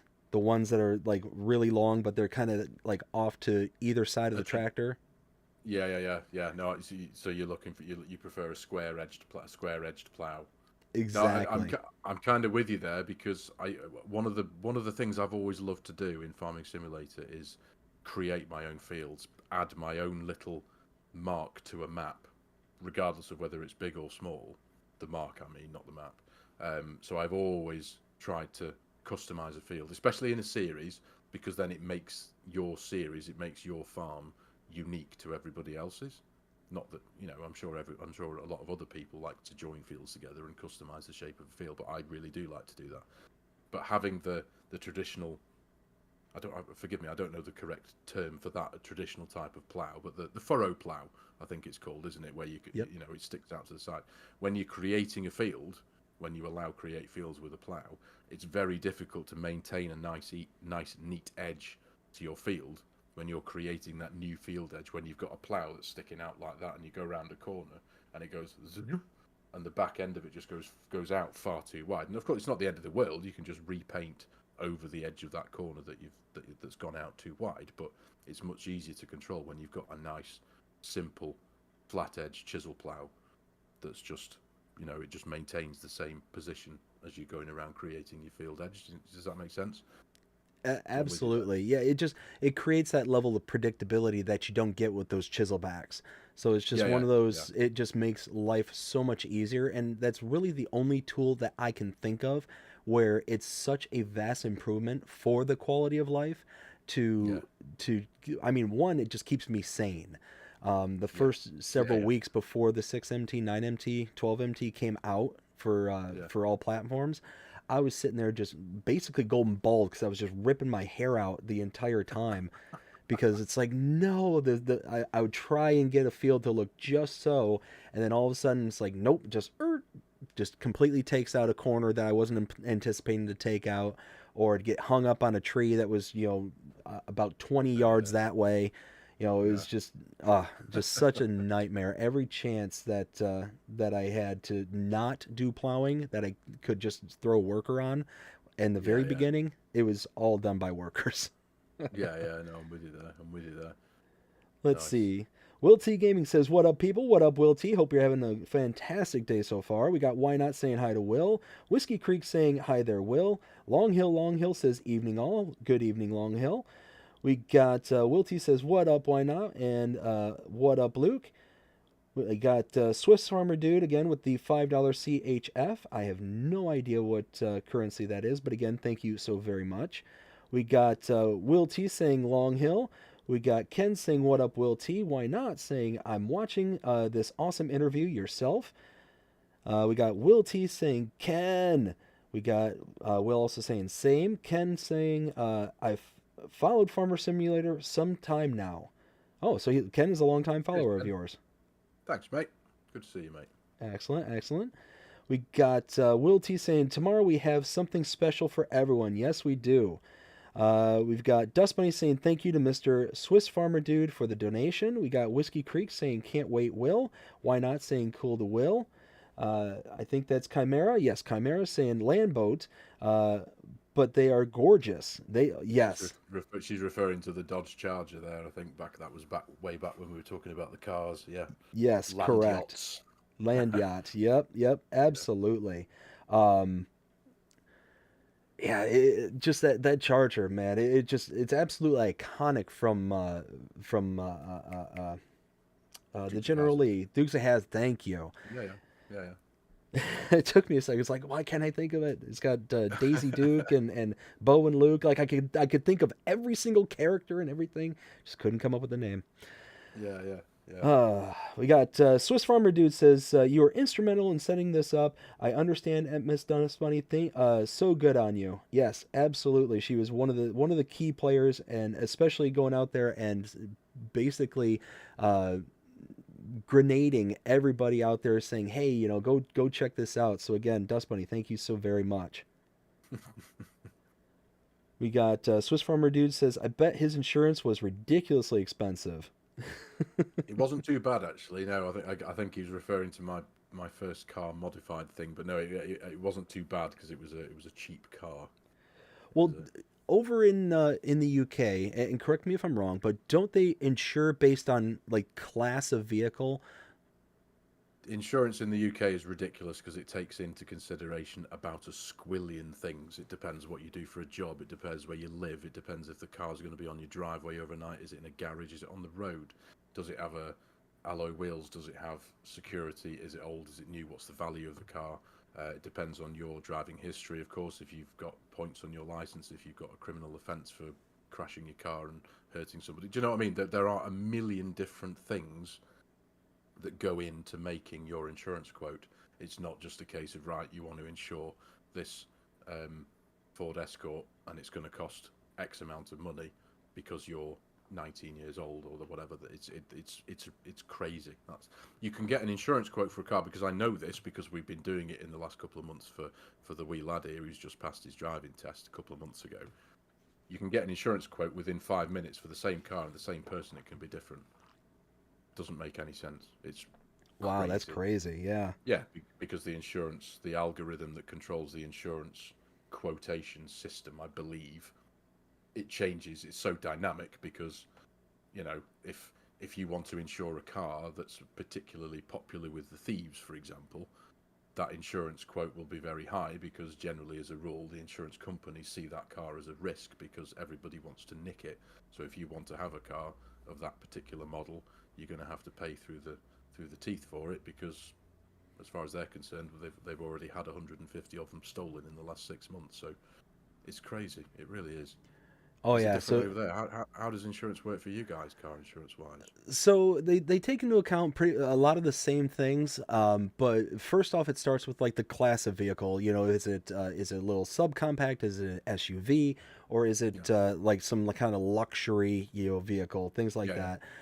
yeah. They also take into fact the driver, their age, and things like that, the location, what state you live in.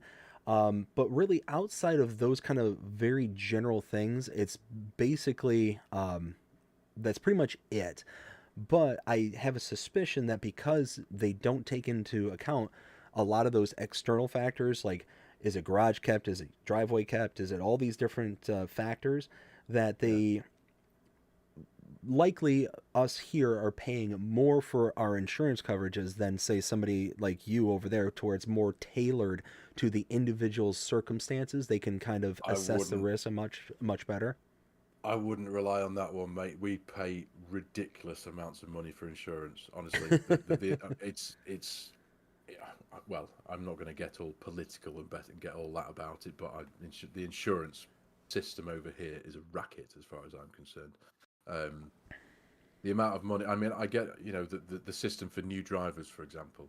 The wee lad, he's 19 in a couple of weeks' time, so he's young. He's only had his driving license for about 3 months, but the amount of money he has to pay to insure a very small engined Ford Fiesta to the value of about £1,400, he's paying more to insure that car for a year than the value of the car. Oh wow. Like considerably more, and it's crazy. And that's just new drivers. So I'm obviously, as he progresses through his driving career and he gets more and more years of driving, hopefully accident and problem free under his belt, that insurance will go down and down and down because the insurance companies will see him as a lesser risk and a lesser risk, and he'll build up his no claims bonus, which is something you also have to build up over here. It's basically like a system that if you go several years without having an accident and making a claim on your insurance, if you do that for 5 years, you have 5 years no claims bonus. That'll give you a deduction in your insurance quote. And you can protect that, or you can choose to protect it or not. If you have an accident, you can lose all your no claims bonus if you have a massive accident, in which case you start from the bottom again and work your way up. It's crazy. It is. Oof. But Well, well, yeah, it's unfortunately a part of life that we kind of all do. I It know, I know. stinks. So I'm going to Still, do one more question here on this segment here, and then we're going to move on to the next one. So, uh, okay.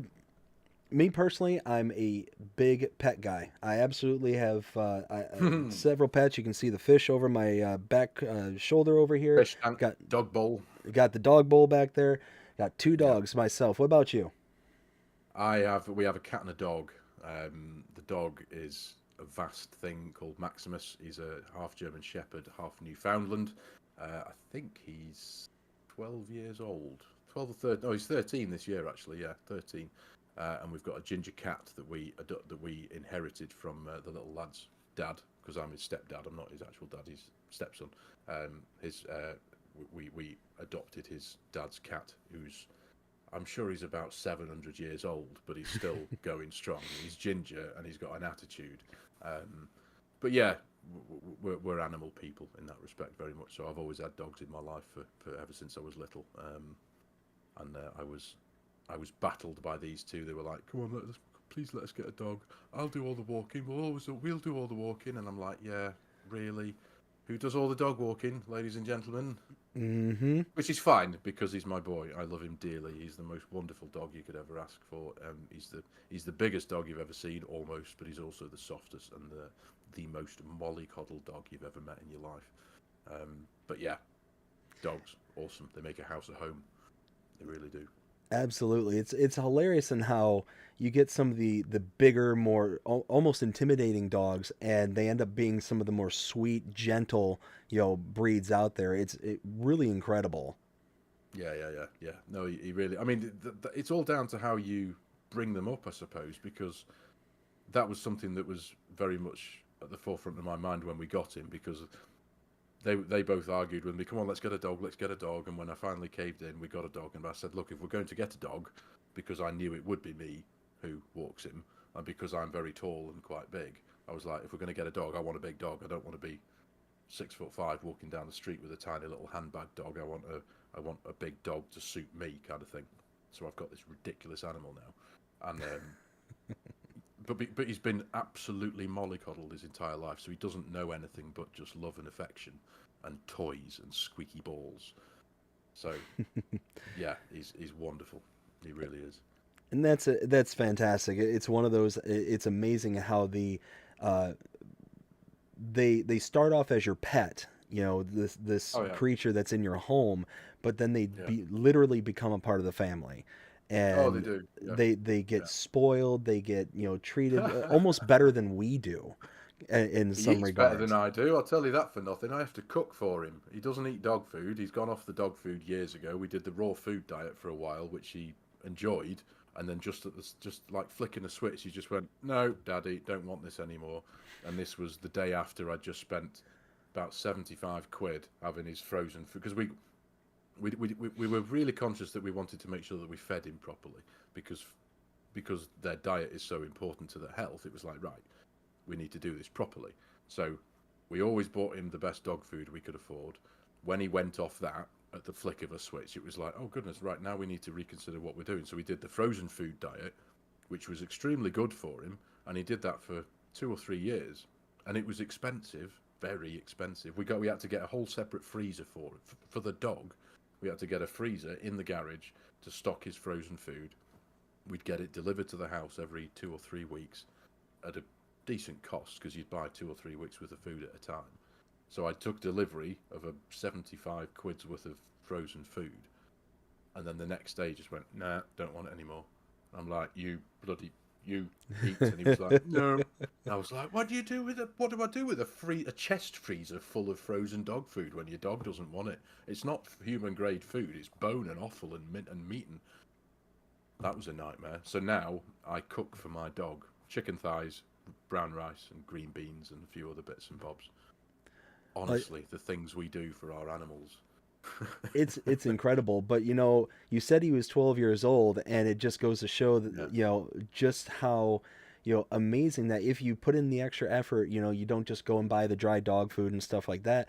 Just how Yeah. much it radically can change their quality of life, and continue them on beyond what may be considered normal life expectancy at that point. Yes. No, I completely agree. The last thing I want to do is have to. Well, I don't even like saying it, but the last thing I want to do is say goodbye to him earlier than I'd ever want to. Do you know what I mean? And this is one of the things that somebody told me, and it's always stuck with me. And it's a bit of a horrible thing to say, but when you get a dog, you're setting yourself up for one of the worst days of your life.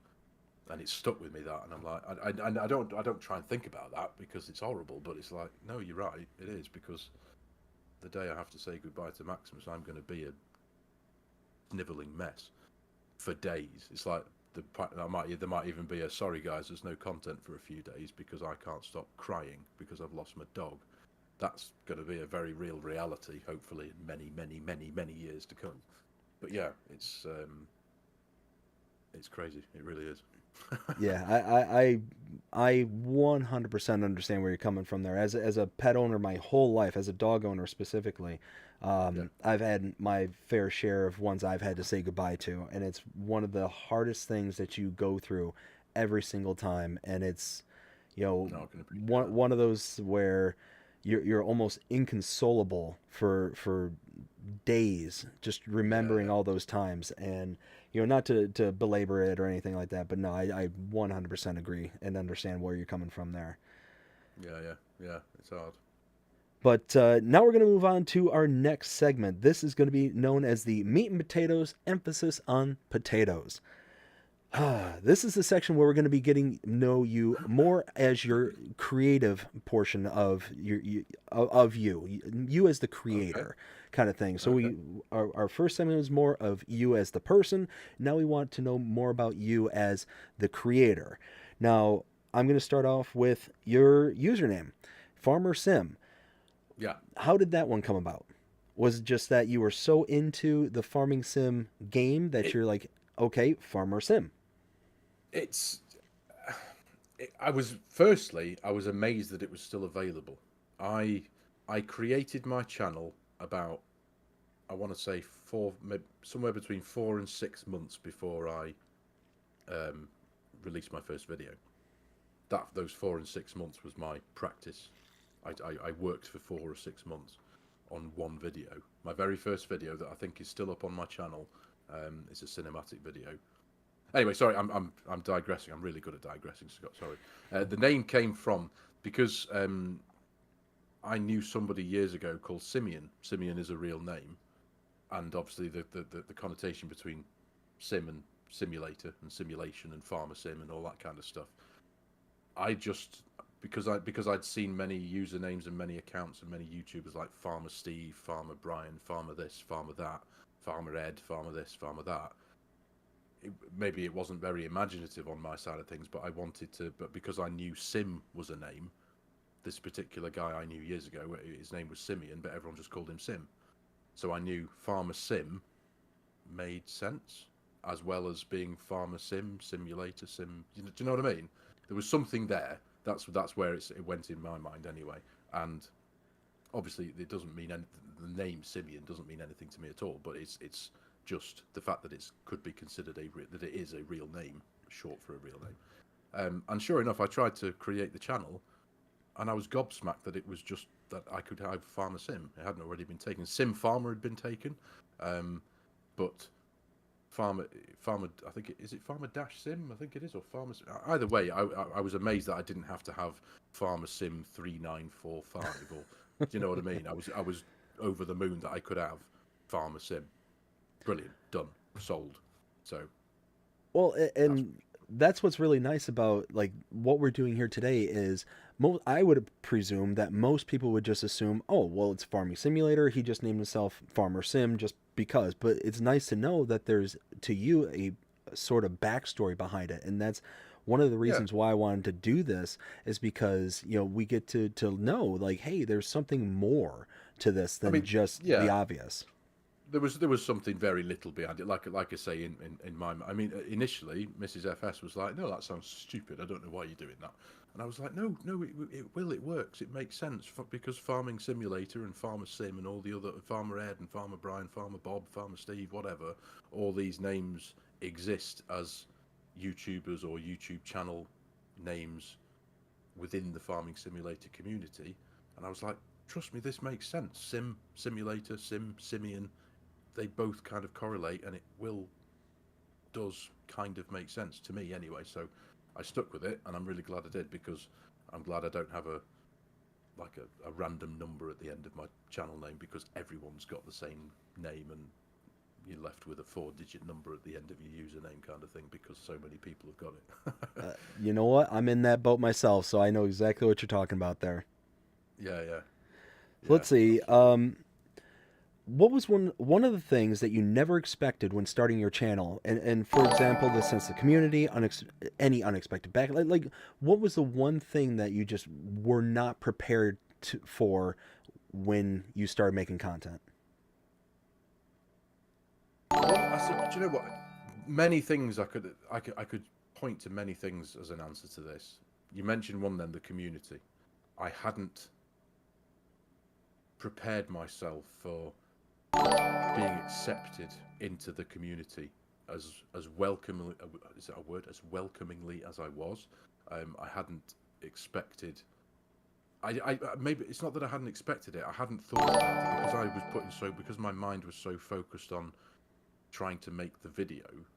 I hadn't appreciated what comes as a result of making that video, what comes as a result of people coming to your channel and go, all right, mate, I really like your stuff, subscribe. And then that person comments on the next video and the next video, and then you get familiar with the names of the people who become kind of regulars to your viewing, to your videos, sorry.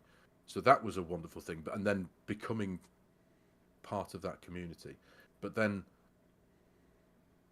a bit later on, it actually wasn't too much later on, but the one thing that really, really, really hit me, and it properly took me a couple of days to digest, was I got a message as a comment on a video. I think it was one of my Court Farms videos.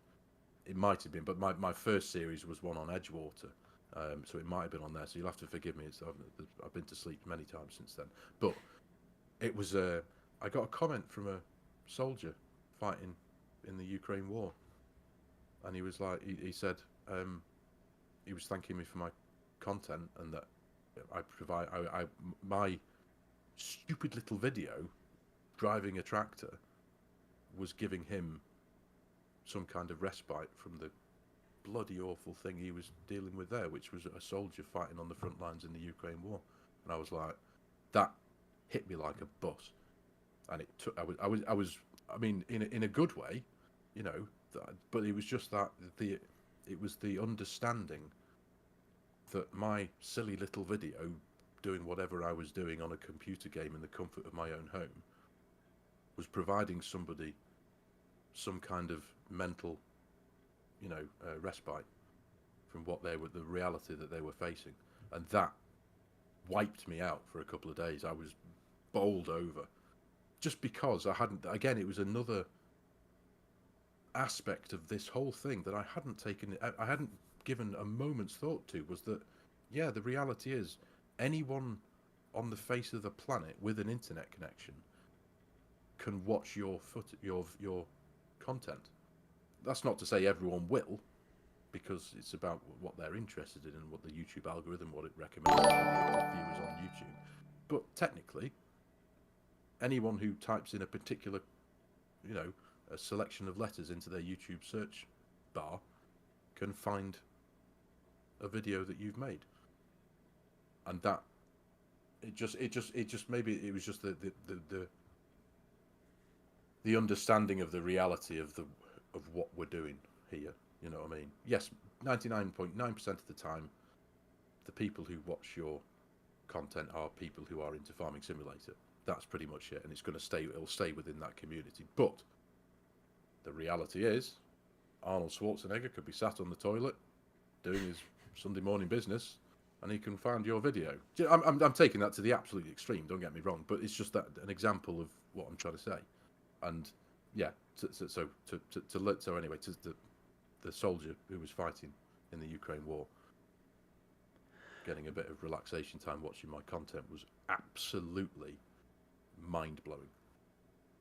And that story just absolutely sends chills down my spine, because it's one of those, like, being able to touch somebody in such a way is like, and when they are willing enough to actually reach out and tell you that, hey, you know, what you're doing made a difference for me. Yeah.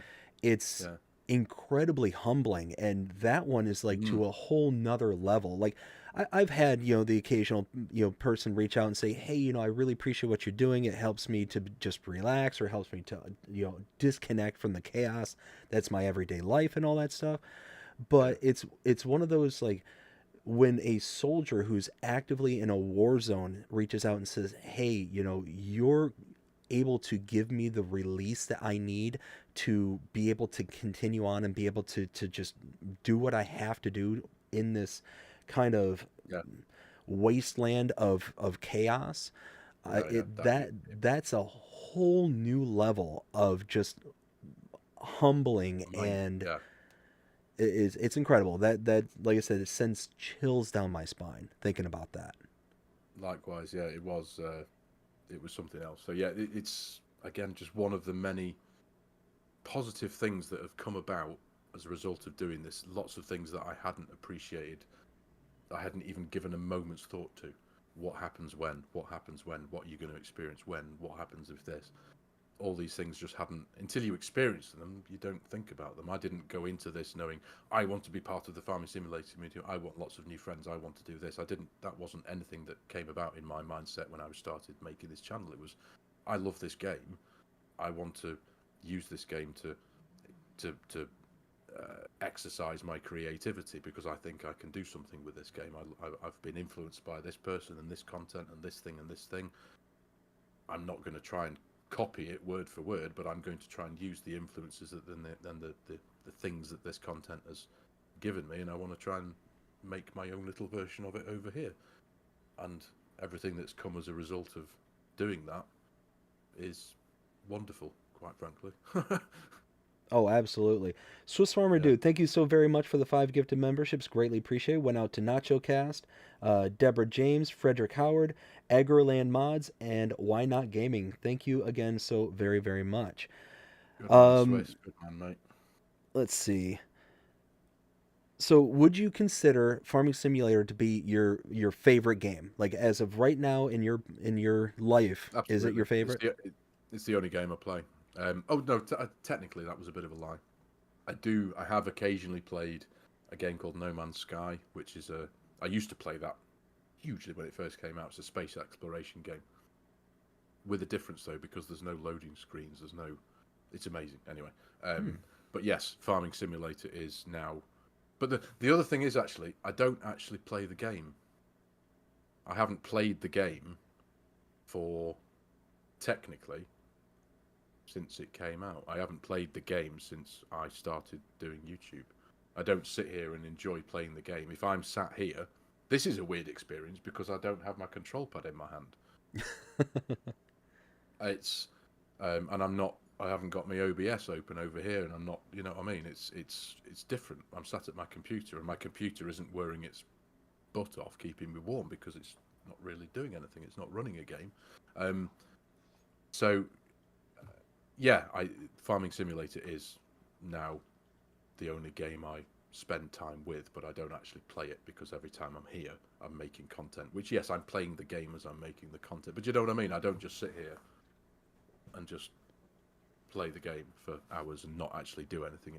If I'm spending time here, I feel it's a waste of my time if I'm not creating some form of content. So, absolutely. So, walk us through like a typical day, like you're a day where you're going to be making content. You fall asleep the night before, you wake up that morning. Walk us from that point on. Okay, well, I'm quite an early riser. I tend to wake up usually about 4:30, 5 o'clock in the morning. So I wake up about then. I go downstairs and I bathe my eyeballs in coffee for many hours, and wake up. And because we don't live in a mansion, so I don't. My office here isn't far away from the bedroom that's over there, so I can't sit here and go, "Hello, everyone. I'm Farmer Sim," and start recording at 5 o'clock in the morning because I'll get my head kicked in by Mrs. FS, who I've just woken up. So I will tend to come upstairs, and I've got a mechanical keyboard as well, so it's really loud. It's like clackety clackety clack, and I'm like, oh god, so I have to shut the door because at 5 o'clock in the morning, you can hit. I can't even move this microphone arm without being like just doing it slowly because I don't want to wake anyone up with the door shut. So I'll sit up here and I'll have my coffee and I'll be sitting up here and I'll be responding to comments that I might have had the night before, and I'll check the channel. I'll put the game on and I'll know that I'll be knowing that I'm going to do a particular episode. I know tomorrow I'm going to be doing a map tour, so that's what I'm going to be waking up and working on tomorrow. But I'll sit there and I'll open the game and I will give myself the game plan for what I'm going to do. So it's like, right, what's going on the farm today? We've got some fields to cut. We've got some cultivating to do. We've got some harvesting. You know the score. I give myself a list of jobs to do. Is there enough to fill an episode? Am I going to need to consider finishing the day off in game and then go to sleep? Do you know what I mean? Just planning the episode. Mm-hmm. And then once I've got, because I can't go into an episode, I can't start recording episodes without knowing what I'm doing. Do you know what I mean? You've got to have a plan, because you've got the episode, and me, I have to sound like I know what I'm doing and that I know what's coming up. I can't be like, right, what we're going to do now, guys, kind of thing. Let's have a look. It's like, no, I know what I'm going to do. So then I can talk with confidence and assert myself in the video, in my voice. This is what's going to happen. This is what's going to happen, and go with that. Does that make sense? Absolutely. I would imagine that if you kind of went in winging it almost, that it would be a lot of like you'd be trying Oh to my think God. on the fly. That was me in the very early days of my videos. I did that all the time, and this is one of the many positive things that has come as a result of doing this. The experience that I've gained doing this, the experience in doing a lot of things. My ability to talk to you now, hopefully, or talk to the viewers as well. So forgive me, viewers. I'm not discounting you at all. I'm talking to all of you, but I hope I sound not confident, but I have the ability to carry a conversation now. Whereas a long time ago, when I started doing this, I'd have been a complete nervous wreck, and I'd have been what, yeah, because I was thinking so much about what I wanted to say that I couldn't say what I wanted to say because I was still thinking. Do you know what I mean? It's just a perpetual cycle of and I've only been able to get over that and get away from it through the time served and the experience doing this Well, and live streams and stuff. and like you said, when you kind of have a path of which you want to at least follow, even if you kind of stray from it just a slightly when you're making your episodes or whatever, it's one of those where you're still far more able to articulate and be able to follow that logic train and go down that path without the ums and ahs and all that stuff. Yes. Kind of, it's one of those where you know where you want to end, so just filling in the gap is much easier than just walking the path without having any direction to go in. No, you're right, and it's still perfectly normal to say to be like now and again, or because it's just something that humans do to fill people in. It's normal to say that, but I felt I was very conscious in the very early days of my YouTubery career that I said it, or I came out with those noises way too often. And a couple of people even jokingly commented about it in the comments, like they'd say and they'd type it in, and I was like, yeah, all right, get it over with. Yes, fair enough. I'm fully aware that I do say a lot, but I'm hoping that that's kind of gone. But now it does. If I do say, it's no problem with me going once or twice. It's normal. That's what people do. Yeah, absolutely. It's one of those where there are occasions where your brain has to fill in gaps, to where you know where you want to get to, but you're just kind of that lag between the brain sending the message from your head to your mouth kind of thing. So lag, that's what it was. Exactly, the lag. Yeah. So it's just one of those where it's just your body's natural reaction to fill the dead air kind of thing. And especially being a content creator, you know that, hey, I have to keep talking. I need to be able to fill this time, and it's not going to be, especially if it's not like one of your cutscenes where it's like the cinematic portion. You need to be ever talking and making sure that there's no dead air. So it's one of those where it's natural for the ums and ahs to just kind of fill that void before your brain can kick into the next step. You're absolutely right, and that was one of the big obstacles in my mind that I knew I had to get over when I started doing this, is having the ability to talk knowledgeably. Knowledgeably? Is that a word? Knowledgeably? I don't know. Close enough. Irony that the word is not. Yeah, it's close enough. But having the ability to talk for, it doesn't sound very long, but even 3, 4, 5, 6 minutes. Having the ability to make a segment of video talking about whatever it is that you've got going on in the video at the time for 4, 5, 6 minutes, fluently, coherently, and assertively. No, assertively is not the right word, is it? Because that's the kind of terminology for when you're giving a kid a telling off, isn't it, or something? But the you know what I mean? With what's the word? It's like having the confidence to be able to put your point forward confidently, and that I didn't have the confidence in me for that for a long time, and that's maybe where the ums and ahs came from initially, because I was overthinking things, whereas now I'm a lot more relaxed. I don't start recording a video and start getting worried about what I'm going to do, or am I going to make a fool of myself? Am I going to say something wrong? I've now got that ability to jump in, turn the game on. Obviously, but you get used to your own flow of things, and you start doing things, and I can just turn everything on, go bang, bang, bang. Hello, everyone, blah blah blah, and I'm off. And there's confidence there. There's because it's not the first time I've done it. So anymore. Well, and for anybody who's followed my channel for a long time knows that what Farmer Sim here is saying, I was the same exact way. Sitting there in the ums and ahs, and it was especially bad for me in the very beginning because not only was I dealing with the ums and ahs, but it was also the kind of quality issues as well. Because I used to basically talk on a potato, and and record through Twitch to download to YouTube and all that stuff. So it was exponentially bad. So I had to deal with the confidence of not having the quality that I wanted, while at the same time overcoming, like you said, the gaining of confidence to push past it and know and act knowledgeable, kind of thing. I 100% understand where you're coming from there. Yeah, that's been another massive but very interesting and enjoyable learning curve and experience, which again is still an ongoing thing, and that's the technical side of things. I've always been a bit of a geek. I'm happy to say that I've always loved computers, and anything electrical that you can faff around with, I've always loved.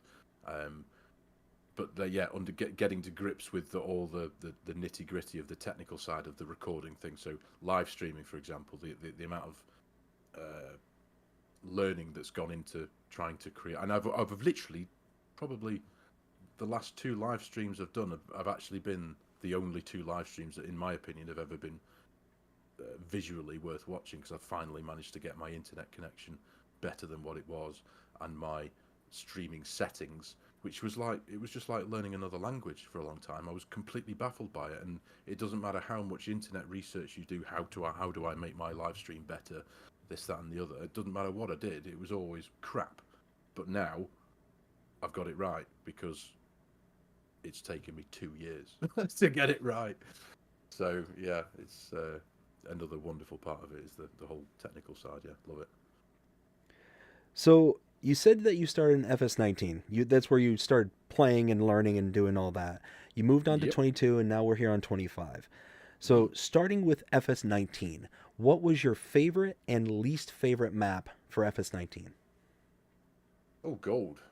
I've got to remember which ones that were there. The Chellington Valley, I think, because I was entirely unfamiliar with the whole modding community in that respect. I knew when it came to Farm Sim 19, I knew that you could go to these places and download other things for the game. I didn't appreciate the work that went into them. I didn't know who on earth Oxygen David was.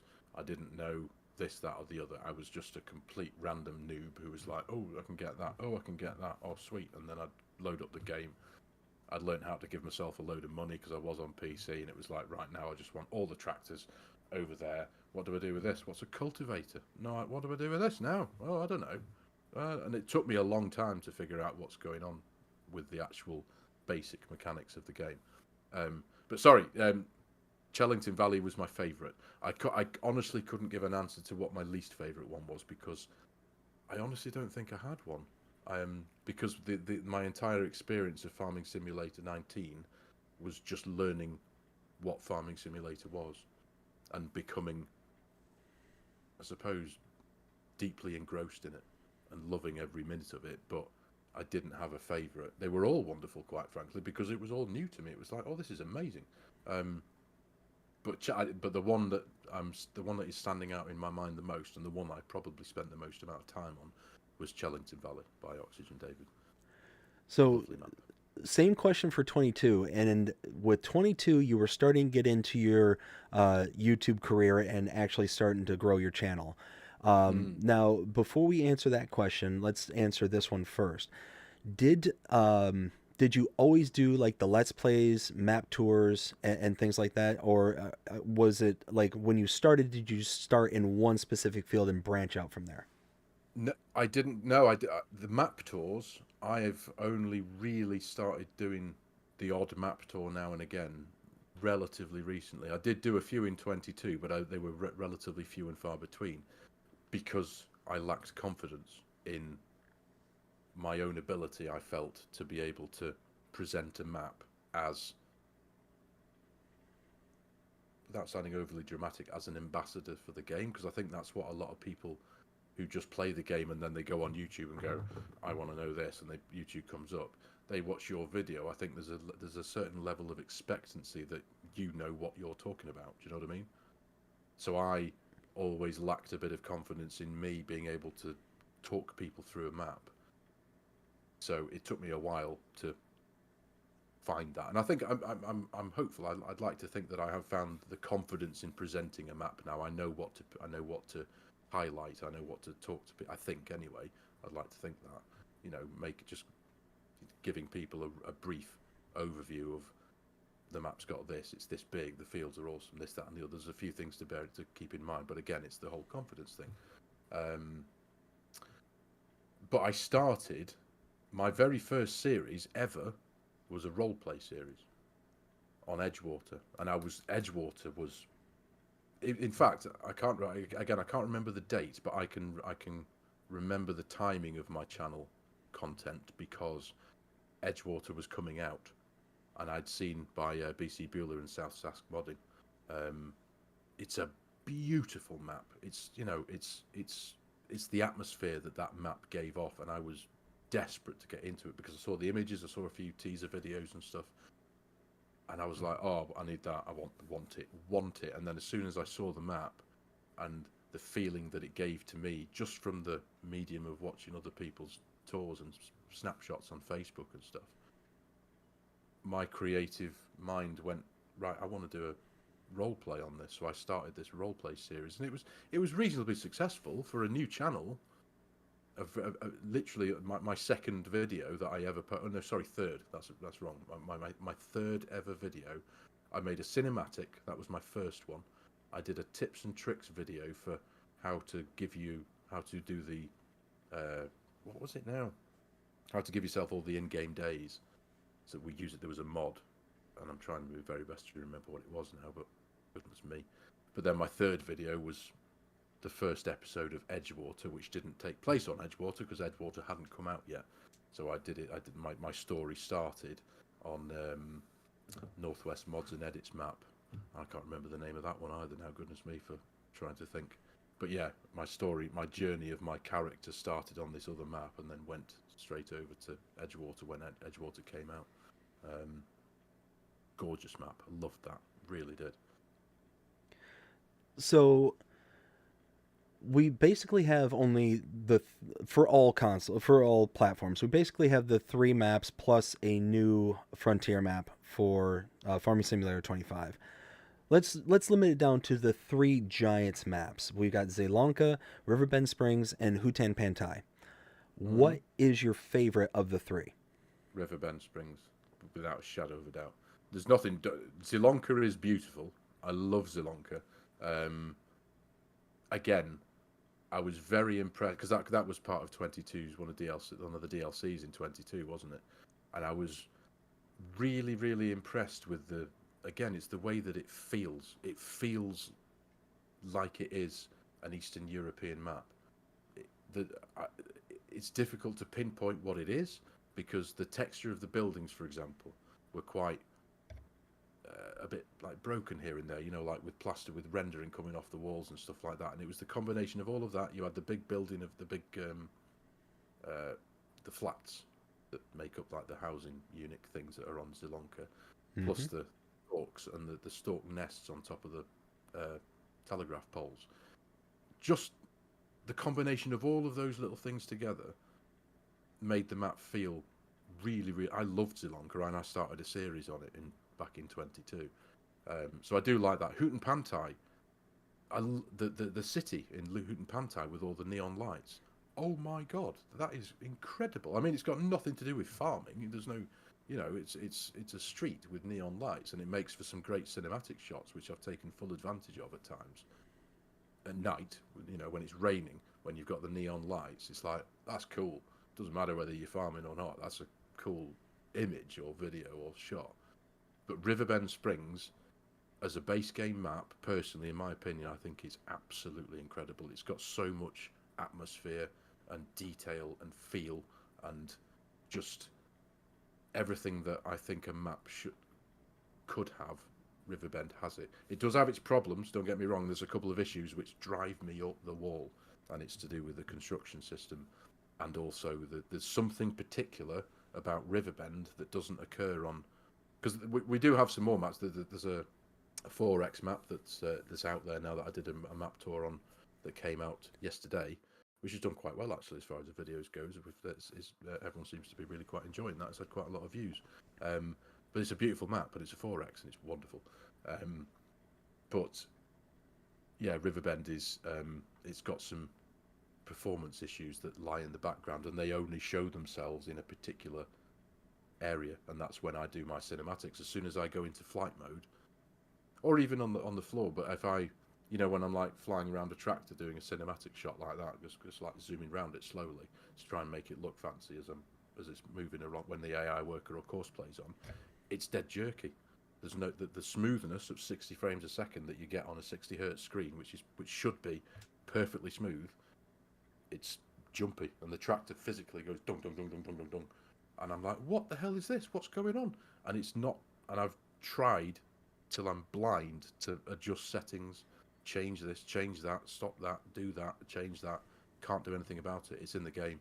I go into a 4X map, I put a tractor in a field and throw courseplay on, and I do the same thing, imitate the same thing, and it's absolutely perfect, perfectly smooth. So it's a problem that is isolated at the minute, I think, to just the base game maps, potentially only Riverbend, but it could be on just the base game maps. Anyway, yeah, Riverbend Springs, I think that's the answer to the question. So, going back to FS19 and 22, yeah, you've played and have gone through probably a litany of different maps that were on there. If you had the power to snap your fingers right here, right now, and all of a sudden one of the maps, any map from any of the games, could then be just magically appeared in FS25, which one would it be? purely because I know some of them are coming back to 25, Edgewater. Because Court Farms and Calmsden are coming back to Edgewater, and that's not to take away from the many, many beautiful maps, because there was so many wonderful maps for 22, but Edgewater, that just because it means a lot to me, because that was my first proper series, that was my first proper introduction to doing a regular series on YouTube for Farming Simulator, and because the map I build personally, for me, I think again, it's the atmosphere and the feeling that the map gives you when you're on it. Beautiful, beautiful, loved it. Wasn't too big. I mean, 4X is the best for me personally. Now that I've had all this gameplay time with the game, a 4X is my favourite size of map. The Vintage Oaks was by Farms in Briscoe, absolutely gorgeous. His ability to brick, because it was the Oaks, but then he'd turned it back a couple of decades, just from the visuals alone, by doing some really, really beautiful texturing of the buildings to make the buildings look older, like they were from a particular decade, as opposed to just modern stuff. He was aiming for like 80s roughly, and he did that perfectly. So I suppose that'd actually be another contender, really, wouldn't it? The Vintage Oaks. That was, and also Chimera, who's in the chat somewhere. Hey, okay, if you're there, mate. She built me a farm, and that was a wonderful experience because in the construction menu, the building of a farm is another part of the game that I adore. I could do that for days. Not even, you start a save game. I don't care about the tractors in some respects. I couldn't care about that. If I want to build a farm, I just want to build a farm. Not bothered about driving the best, latest and greatest John Deere, whatever. I just want to build a farm, and I want to make it and paint it and build it and make it look like it's when you get your creative on and you just want to lose yourself. I love that. And Chimera, who's an artist, literally an artist, but when it comes to making farms, she showed me some images on my Discord of a farm that she'd made, and I was like, my jaw just went thunk. I was like, dude, that's like proper good. And then she said, oh, you know, and a few conversations later, she's sending me a save file of a farm that she's made for me for my series. So my series on the vintage oaks, featuring Chimera's farm that she built for me using her design and art skills and layout wizardry. And it was gorgeous. And it was like, this is special because I've got a series that's been made by one of my channel members and a viewer. Everyone, look at this. This is Chimera's farm. And it was received with open arms and with wonderful positive comments by just about everybody. So if you are still in the chat, mate, legend. Thank you. I'm looking over there, but you're over there. That's amazing. Yeah, it's incredible on what some people can do with their abilities to be able to just create from within the already structures of the game itself, being able to lay out their farms. You know, I know several individuals myself who have made stunning farms, stunning builds for themselves, and it's one of those where I'm probably the most impressed when I see those builds on console because of how much restrictions there are for console players. But it's amazing to see just all the cool little things that people can do with this. I mean, just with this game in general, full sentence stop, but just there. Yeah. the builds, the mods, just all the little things that people can do. And one of the things that I always say when it comes to a good map is details, details. And when everything's all said and done, the making of a good map is being able to look at it and just see that there's been so much attention paid to those details that if you had some random person, you know, just kind of looking over your shoulder and they're like, "Oh, what you doing?" It's like, "Oh, I'm playing this game." And it's, you know, called Farming Simulator and all this stuff, and they're like, "Oh, well, that looks really nice." Well, to them, they're going to see it and be like, "Oh, well, that's, you know, pretty scenery, pretty buildings, pretty, like all the kind of general aesthetics they're going to take note of, but they're not going to see all those really key and crisp details that are a part of some of these maps." And like you said, Edgewater is a perfect example of that. I've never played the second map that you discussed there, but it's Edgewater is a but Edgewater is a perfect example of one of those maps that just the key is in the details. And there's so many map makers out there that are just absolutely amazing at creating those details. It's like next level how creative they can be. They really are, and it's there's so many positive things to say about it, but at the same time, it became, obviously it's not a problem, but I was my own worst enemy because it's again another one of the many things that become a learning curve within this YouTube thing. Is I started to take on too much, so I had a series on Court Farms, which was my long-running series. Then I did a Tahitian County. So, no, yeah, I moved from. Why did I do it now? Yeah, I went from Tahitian County and I moved. I did a series on Tahitian County, and then Loma, Montana came out, and I was like, oh, that's special. And I wanted to, and I suddenly had to think about, right, how am I going to go from Tahitian County to Loma? I need to pretend that because that was like the role play kind of series. And then another map had come out, and I'd be like, but I want to do something on there because that's amazing. And then another map, and then another map, and I'm like, oh God! And before I know it, I've got 5 series. I only release 3 videos a week, but I've got 5 series, and I was like, damn it, I've taken on too much here. And I also had the pleasure of doing a multiplayer series with Mrs. Sim Gamer as well. So technically, I had 6 committed video series roughly to do, and it was like, oh God, I've done too.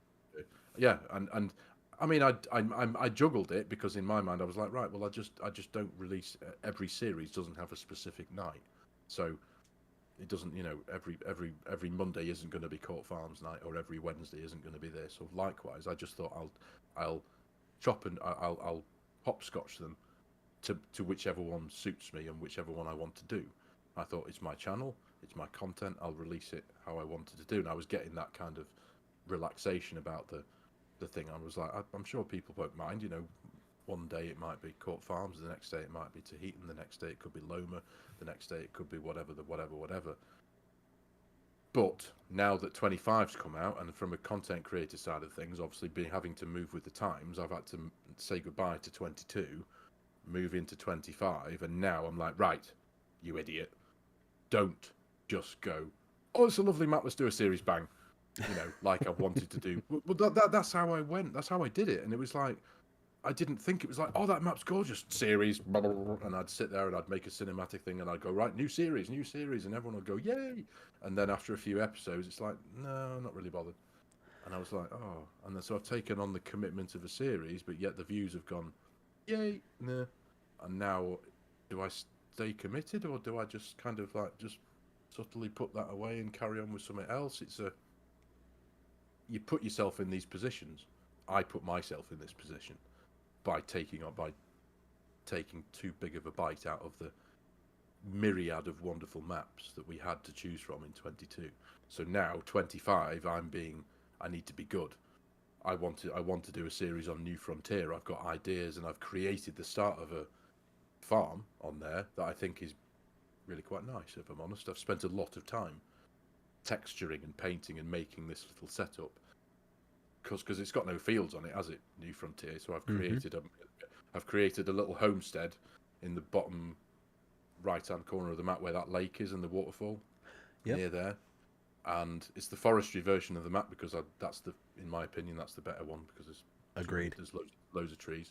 And I just enjoyed creating this little thing. I don't know whether I'm even going to do anything with it or not. I've got an idea, but I don't know whether to role play it or whether to let's play it. I'm not too sure if I've got it in me right now for a role play series, because that's a different approach entirely. But I haven't just gone and release it, because because knowing that we've got Moss Valley that's in beta at the minute. We've got Calmston that's almost on our doorstep. We've got Court Farms that will be a few months down the line.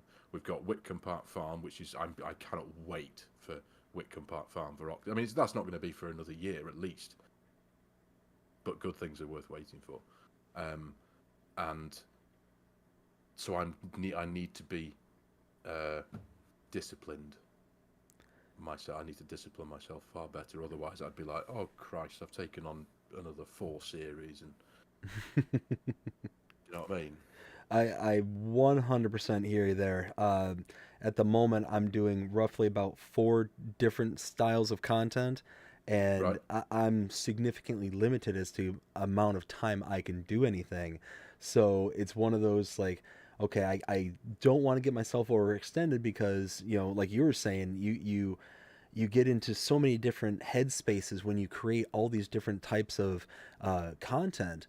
Yeah. Like I'm doing a Let's Play series on Riverbend, a live stream series on Hutan Pantai, and a Sunday show every Sunday on Zelanka. Yeah. And each one of them has their own unique elements as to how I play the game, how I go about kind of carrying myself on things, and all that stuff. And it's so hard to remember exactly. Okay, where did I leave off on Riverbend Springs? Where did I leave off on Zelanka? Where did I leave off on Hutan Pantai? And remembering everything. And I don't have the greatest memory at all, but remembering everything. Before you get onto a stream or onto the recording or onto whatever. It's so hard to sit there and juggle so many different pieces all at the same time. Completely relate to that. Absolutely, yes. And I'm giving myself, because FS25 has only just come out. We've now got several years of Farming Simulator 25 to look forward to, as far as I'm concerned, because it is. I know it's been met with critics. I know a lot of people. You go on the internet, you go on Facebook, you can find just as many positive things to say from people as there are just negative things to say that people have got to say about Farming Simulator 25. I'm quite happy to say I love this game. I think it's bloody awesome. It's got a couple of glitches, things don't necessarily work, but maybe I'm just easily pleased, but so far my experience has been overwhelmingly positive. Visually, it's beautiful. FS22 was wonderful, but visually, FS25 is right up there. 22's here, 25's up there. That's fine with me because I appreciate that. The performance of the game is very, very good. Admittedly, I have had to fork out an enormous amount of money on a stupid graphics card, but for the purposes of you guys and the quality of my videos, that's why I did it. Not only because I'm a geek and I wanted a big silly graphics card, but now I've got a big silly graphics card that makes the game that I work with look tickety-boo, and that's all that matters. But the game itself it's perfect, and we've got several years of it before we even hear the remotest little bit of evidence of Farming Simulator 28 or 29 or 27 or whatever it's going to be next. It doesn't matter. 25 is literally only just standing up and in nappies kind of thing. It's still this big, and it's still got so much further and so much more time to grow. We've only had one update from Giants, really, because at the time of year it was released in November. Everyone's just celebrated Christmas and the New Year. We have had one update so far that's fixed a couple of things. We need another update to fix the manure system, the dynamic pastures. There's a few visual glitches. I was actually just commented on one of Scroff's videos earlier on because he commented in his latest Calmsden video that when you've rode up a field of grass or when you've dropped your swaths of straw and you visually looking at it from a distance, they vanish and they pop back in. Whole big rows of the swaths just go dung and back in, and it's like, is this my computer? Am I doing something wrong? But it's like, no, everyone's getting that, so it's like, phew, it's a game problem. It's a Giants problem. Please fix it, guys. But that's going to be up and coming in the next X amount of time, and I'm not going to sit there and message him every day going, come on, fix the game. It's like, no, do it in your own time. I'm not going to, the game's fine. It works beautifully. But one of the frustrating things, and I appreciate this from a wider perspective, is that a lot of different glitches can be found because of the myriad of different ways that people play the game, and because of all the mods. Because the mods make the problems. 99.9% of the time, the mod's a problem. You've got a bad mod, a mod conflict. Every time that if I had a notepad file on my computer that I could just copy and paste the answer to about 150 million comments you get over the years in Farm Sim. Oh, my game's doing this. What's wrong? Disable all mods. Go back into your game. Almost guarantee that the problem won't be happening. And then you have to, but then what do I do? Then you go back in. You have to put your mods in 5 at a time, 10 at a time, whatever, until the problem comes back. Then you can isolate what mod it is roughly. You can narrow down eventually and find the mod that's the problem. If it's not that simple to find, it's a long drawn out process. I've done that. It can take bloody hours sometimes to find a problem to a particular glitch that you're having. But because we can, my mod file, as I'm sure, is entirely different to your mod file, and my mod, and Dust Bunny's mod file is entirely different to Scroff's mod file, and we've all got different mod files, different mods in our game. I've only got about 120, I think, now, and I'm sure there's people out there who've got like 400, 500, because there's that many out there, whether they're that good or not, because I know there's a lot of mod copies and thievery and borrowing of mod assets and stuff like that, and people just throwing them out there on the internet for all to have, and it's like, yeah, but they don't work very well, do they? They're not been tested, they're not balanced, they're going to set your game on fire. Just be patient and wait for the proper stuff to come out, wait for the tested versions, wait for, make sure you get it from the genuine modders and all that kind of stuff. It's a world of nonsense, but it's reality. It's crazy. Absolutely. So I've got 2 more real quick questions for you, and then we're going to start going to the chat real fast and then start wrapping things up. No worries, mate.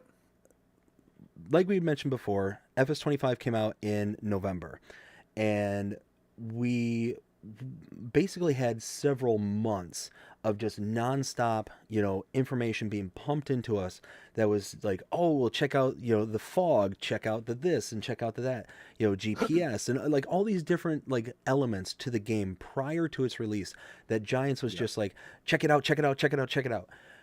what was the one thing that you were the most excited about back before November, before the game released, that you're like, that if that's even a tenth as good as I have it worked out in my head, then this is going to be brilliant. What was that one thing that you thought was just going to be an absolute game changer to you? The lighting for me. Ground deformation was one of the massive additions, and it's incredible. I'm not taking away from it. Ground deformation is wonderful, but the lighting, because I'm a big fan of the vistas and the views, and as soon as I saw, it was that first one of the first clips where the Massey was driving through the night under the light on a road on Riverbend, and the light was shining down, and it was a very quick clip, but I was like, oh my word, that looks sweet, and I was really, just it was just that. Oh, I'm going to be able to make some awesome cinematics with this. I've not actually done it yet because I don't do anything at night. Everything I do during the day. So it's like, oh, okay. So, yes, the game is capable of producing these wonderful views, but then you go to the daytime stuff and you got the light rays beaming through the trees, through a misty morning, which the it's brilliant. The views are incredible. The detail and the prettiness of the images that you can make and the screenshots and all that kind of stuff is wonderful. But the thing that I'm finding getting a little bit tiring is the fog. Yes. The misty fog that it's kind of all enveloping most of the time. If I load up a throwaway save and I just go to super speed time and I go to like whatever times time and just make it go really, really fast, the fog kind of does dissipate towards the mid to early afternoon. But for the majority of the morning, the fog is quite prevalent. And when it comes to making thumbnails, oh my word, it's made the whole thumbnail thing an entirely different thought process because the lighting engine is so good on the game. For a thumbnail entirely specific to a content creator's thing, your thumbnail needs to be bright and vivid and look at me, click on me, thumbnail. And it's very difficult to do that on a misty, foggy morning with the new lighting engine because everything's quite dark and everything's quite and everything's so. It took me a long time. So now, another part of the thing that don't get me wrong, it's not exactly the end of the world. But sometimes when I take a thumbnail, I'll make a I'll record my episode. I'll record my whatever I'm doing on Riverbend, for example, at this time. I'll save the game. I'll come out the game, and then to create the thumbnail, I will fast forward time, but then not save it, just so that I can get a shot of a beautifully bright sunny day, even though it's not been beautifully bright and sunny in the game that I've just in the episode I've just recorded. I still need the bright blue sunny sky to produce a nice vivid thumbnail. Do you know what I mean? Oh, just purely for that, because 100%. The learning about the whole YouTube thing as you go along, the thumbnail is one of the most important things to people wanting to watch your video, and that's a whole exercise in itself, the thumbnail thing. Yep. Yeah, it's the window at which people view your content. And if it's just a flaming bag of garbage, then nobody's going to click on it. At best you might get some residual of people getting auto ported over to it, but nobody's going to be like, oh, hey, let me click on that kind of thing. Yeah. So no, exactly. So you may have answered this next question, the last question I have here. So going back to what I was saying before about the features that you were most excited about, what was one of the features that you were most excited about but ended up souring on when it came out and like when you got a hold of it? I wouldn't necessarily say I've soured on anything, but the twisters. I've not seen any yet. I know you can create them, and I thought when I first saw the very first image of them, it was like, oh wow, that's cool, and then you see that they destroy fields and all that kind of stuff, and the concept is brilliant. But like like Scroff just said in his Calmsden video that I watched this afternoon. I think it came out yesterday, but it's technically his episode 1 of his latest Let's Play series on Calmsden. Once that's in the game, that's in the game. So he's on Calmsden, which is a real life farm in the Cotswolds. We don't have twisters in the Cotswolds. Is it like so? Do you know what I mean? Yep. It's as great as they are in the game, and as I suppose it's a bit of a what's the word? Not a fad. Well, I'm trying to think what the word is. Like a novelty, I suppose. I've been playing on Riverbend now. I'm only 16 episodes into a series, so I'm not that far in, and I haven't fast forwarded a lot of time. But I haven't seen any twisters yet, apart from the ones that I've seen in a couple of the early access videos before 25 came out. I'm yet to experience one in person. So yeah, maybe that's one of the things that's kind of, it looked great at the very beginning, but now it's a bit like, I can take it or leave it already. Because even though I've not seen one, it's like, meh. You know, what can I say? I gotcha. So now we're up to the point of the segments where we're at Silage wrapping up. This is where we're going to be closing things out and kind of doing a quick barrage of the chat there to just see if we can, get any additional questions or anything that we kind of missed. Now, I know we've been kind of, talking a lot here in this stream and have kind of let you all kind of have your own way with the chat and all that. And do apologize about that, but it's kind of the nature of the beast when it comes to these kind of shows, is we're going to be able to Jasper the Farmyard Ghost donated $1.99 through Super Chat. Super Chat. Do you have a ghost that haunts your farm on FS? Oh wow, there you go. Sorry about that. So Jasper the Farmyard Ghost says, do you have a ghost that haunts your farm on FS? So to kind of give you an understanding as to what is happening right there, Jasper is the farmyard ghost in my series, who used to be responsible for all the naughty things that would go on inside of the farm. So if I were to, let's say, be crossing the train tracks or something like that, and all of a sudden the train come and clobber me from out of nowhere kind of thing, right. I'd always it would be Jasper's fault. It was Jasper who sent the train and would be driving it kind of thing. Okay, right, I see. So Jasper has recently reformed and is now the good guy. He's a really nice ghost, but there's a new bad boy in town called Klaus, and Klaus is also a new farmyard ghost who has kind of taken his place as the protagonist. So Jasper, thank you again so much for your super chat. Greatly appreciate it. Do you have any Jaspers or any Klauses in your series that are kind of your main protagonist? Not really. No. I have a bit of a lot, I suppose. I do try and take everything seriously, but I don't really have. I have a long, I suppose not a long running, but a short running thing now, in respect of keeping my eye out and making sure I behave at stop signs, because I got flagged up on when I blew through stop signs on crossroads on Riverbend. I just went, just blissfully just blew across the crossroads, and it was like stop signs, but now I behave myself at stop signs. But apart from that, no, I don't have anything like that. Well, and that one's really more of a live stream, where in my live streams I tend to just kind of mess around, have fun with people, and just kind of hang out kind of thing. So it's more of a kind of relaxed atmosphere. So things like that where Jaspers and Klauses can come into account. It's not really like a story driven kind of no, event. Of course. Kind of thing. No, but I appreciate that very much. So yeah. That's let's cool. see. That's cool. We got Chet saying, I love farming sim. I love the farm sim community, always giving me new ideas in game. I love Farmview Island and the sandbox style. And American, I like back road country.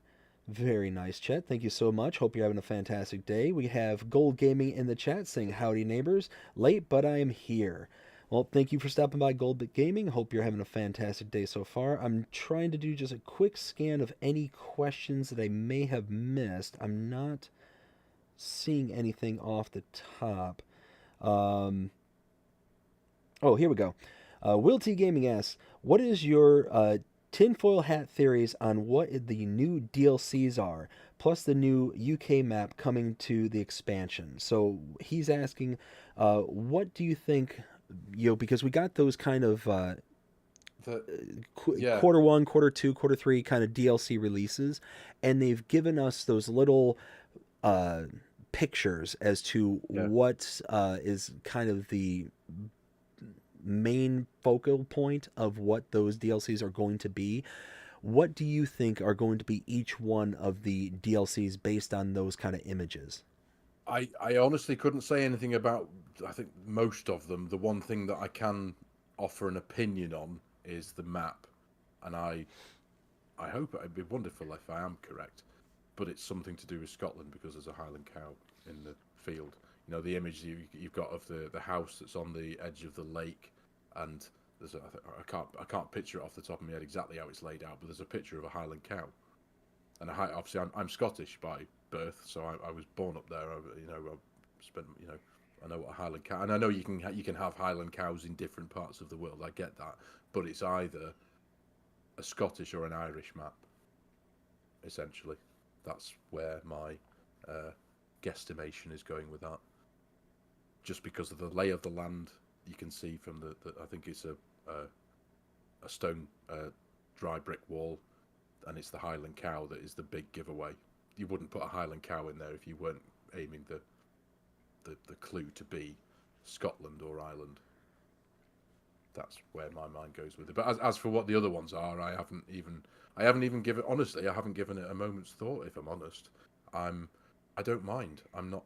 I haven't. I literally haven't given it a moment's thought because I've just been enjoying what the game is. The only clue that I could confidently give any kind of educated guess to was the map. In that, yes, it's definitely going to be some kind of UK map, almost certainly. Whether it's Scotland or Ireland, I'm going to say it's one of those two. You can Highland cows do exist in the UK, Scotland, and Ireland, so one of them. I mean, I genuinely think that you're spot on. I'm pretty sure I I know Will T and we do a lot of communicating back and forth via the live streams. We also host that Sunday show I was telling you about. And we put on our tinfoil hats when it came to what we thought each one of the Q1, Q2, Q3, and Q4 DLCs were going to be entailing Yeah, when it became or when it comes to the actual images that they do there. But yeah, I'm right there with you when it comes to the kind of Scotland vibe. It's got that nice little waterfront kind of farmhouse, there that's the stone and whatnot. It has that very UK kind of vibe to it, as yeah, well yeah. as the stone fencing and, like you said, the Highland cows there. It would definitely lean me towards a more Scotland kind of vibe to it. So I 100% agree with you. Uh, Definitely. Will also ask, Farmer Sim, what do you think about Alma, Missouri by Silabuki? Alma, Missouri. I haven't spent a huge amount of time on there, but if I remember correctly, that's the map that I did my courseplay tutorial series on. I did 2 or 3 videos of a very small courseplay tutorial series back in 22, and I set the courseplay tutorial thing up on a particular farm. It's a lovely map. It's a really nice map. I didn't I honestly didn't spend a huge amount of time on it purely not because I didn't want to, but purely because I think at the time I was well in the middle of that I've taken on too many series thing, and so I even though a lovely map had been released and it was popular, I didn't give it the time of day I think it necessarily deserved because I knew I couldn't give myself any more temptation. I didn't want to be like, oh, I need to do something on this because I can. It's a lovely map and everyone's going to love it and this, that, and the other. It was like, yeah, it's a lovely map. It is a beautiful map. It's been in the works for a long time. Now it's out. Brilliant. I will use it for my courseplay tutorial series because that's a series I do want to do, but I can't do anything of any length on there like a let's play or anything else because I can't commit to anything else because I'm a stupid boy and I've taken on too many videos. So there you go. But yeah, it's a lovely map, Will. It really is. It is a very nice map. Very much so. So, after doing just a quick overview of the chat, I think I gathered up all the questions. If I missed your question, I do sincerely apologize. Um, but we are going to have to start wrapping things up. But before we do you have any future plans or projects that you're working on at the moment? Not really. I mean, I've got ideas, and I'm still, again, because the game is still relatively young. When it comes to plans, I think I'm almost 110% certain that in a year's time, when, or in a year or so's time, when Whitcomb Park Farm's out, I'll be on that like a rash because I will be. Court Farms, that was one of my favourite maps for 22, and it was one of my most committed series with 80 odd episodes, which I'd love to have made it to 100, but I just couldn't because of the timing of the new game. It would be a lovely concept to be able for if say Court Farms comes back into 25 in a few months' time, it would be a wonderful concept to be able to rebuild my previous farm on there and bring it back to 25. But because there was a huge amount of, well, I say a huge amount, there was a good amount of custom work on there, and because of the mods and because some of the mods won't exist and this, that, and the other, it might be difficult to completely mirror the farm that I had on 22 and bring that back to 25. And it had been a long running, well-established farm that was really quite profitable after the end. I had a clothing empire that I called Farm Arnie that made loads and loads of money. Maybe these are the ideas and thoughts that I've got, but at the same time, it's like, no, we're in the new game now. If I do go back onto something on Court Farms, I might take a different approach, and I might actually set up shop at Court Farm as opposed to Home Farm where I was in 22. I don't know. There's lots of ideas, and I think the main point I wanted to get across is I'm going to be a bit wiser and a bit less hasty when it comes to, ooh, like a magpie to a shiny thing. Me just going, ooh, nice maps, got to do it, and then it's like, sugar, I've got far too many series for how many days I'm releasing videos, and then I'm just making a hash of things. So now, with experience, I hope I can be a bit more. I can be a bit more selective about what I'm going to do and what I'm going to invest my time into, if that makes any sense. Absolutely. It's one of those that I think that pretty much every single creator out there has to be bitten by the snake in order to realize, like, okay, I took on too much, reel it back. Yeah. I've been bitten by a handful of snakes, many, many snakes, but I'm glad that I was bitten by those snakes because now I know to stay away from that snake. Exactly. Exactly. And you're only going to learn that stuff by being bitten by those snakes, so it's all good in my book. Yep, 100%. Now, can you go ahead and restate where people can find you? Yes, well, there's I don't have many places. We've got the YouTube channel, of course. I'm sure that the link. I think you posted the link in your video description at the beginning, hadn't you? Before you released this video, we've got the YouTube channel, we've got Facebook, and we've got the main one, Discord, which I'm new to. I'm not new to Discord, but I'm new to Discord in a way but I'm starting to get there. But I do have a relatively wonderfully active Discord channel. Lots of friends and viewers in there who are all wonderful people. They all help you out. There's we get mod updates. Dutch Modelling, who was in the chat before, he's instrumental in. He seems to just have this ability to know when a mod gets updated, and then bang, it's in the Discord. It's like, cheers, Dutch, nice one, mate. Universal Autoload's just been uploaded. You can bang, there it is. It's like, oh, mate, legend. So yeah, it's a wonderful little place. So please, if you are on a Discord user, by all means, please feel free to come and jump over and join the Discord. Come and say hello, introduce yourself, and become part of the little community. My little community within the community. It's great. It's absolutely wonderful. Absolutely, and all the links are everything's linked in the description below. So I think there was a Facebook, a Discord, and your YouTube. That's all listed in the description there. So go ahead and check out Farmer Sim over at his links there. Like I said earlier, absolutely amazing content. The cinematics are just top tier. I was literally blown away, and quite honestly, I was disappointed in myself for not knowing about your channel sooner. So, I'm eternally grateful for Dust Bunny, for pointing you out to me, and it's one of those that I will definitely be keeping tabs on how your channel is doing and continues on from here. That's very kind, mate. I really appreciate it. And thanks, Dusty. It's your fault. And I also want to thank you for participating in this today. I had an absolute blast, and I hope you did too. Likewise, mate. Yeah, it's a wonderful experience. I've never been interviewed in my life, and to be asked to do this was an honour, and I've really enjoyed it. It's been wonderful. Getting to know you a bit more as well, and obviously having everyone in the chat. I've got to say thank you to everyone in the chat for jumping on.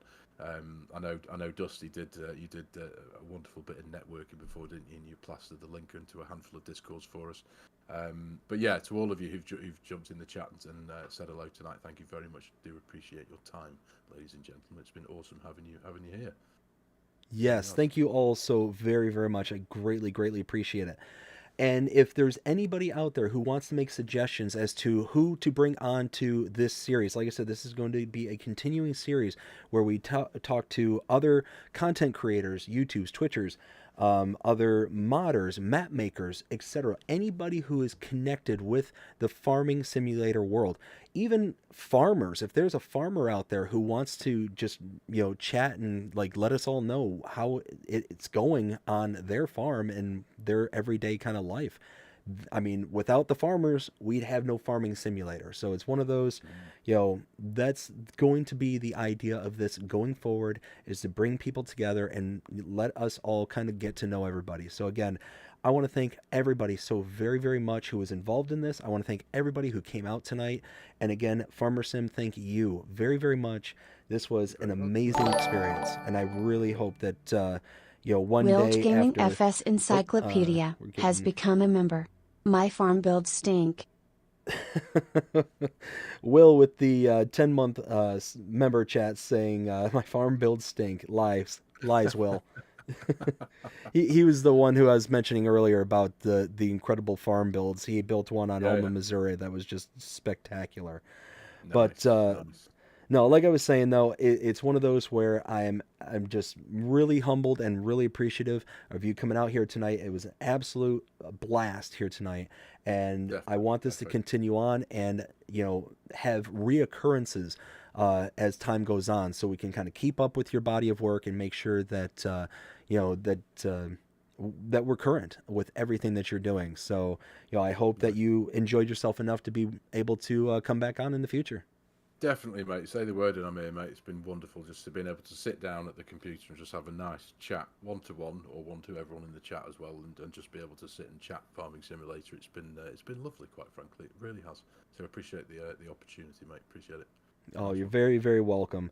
Well, that's it, everybody. I hope that you enjoyed it. If you did, please show me by liking, sharing, subscribing, following, commenting, doing all the things. The algorithms enjoy you doing. The shows you're engaged with this channel and enjoying the content. And that being said, I hope everybody has a fantastic day. Take care. Cheers, everyone. Hey, Farmer Sim, hang on just 1 second, and I'll see you at the end of the outro, okay? Absolutely, mate. All right. Take care, everyone. Bye-bye.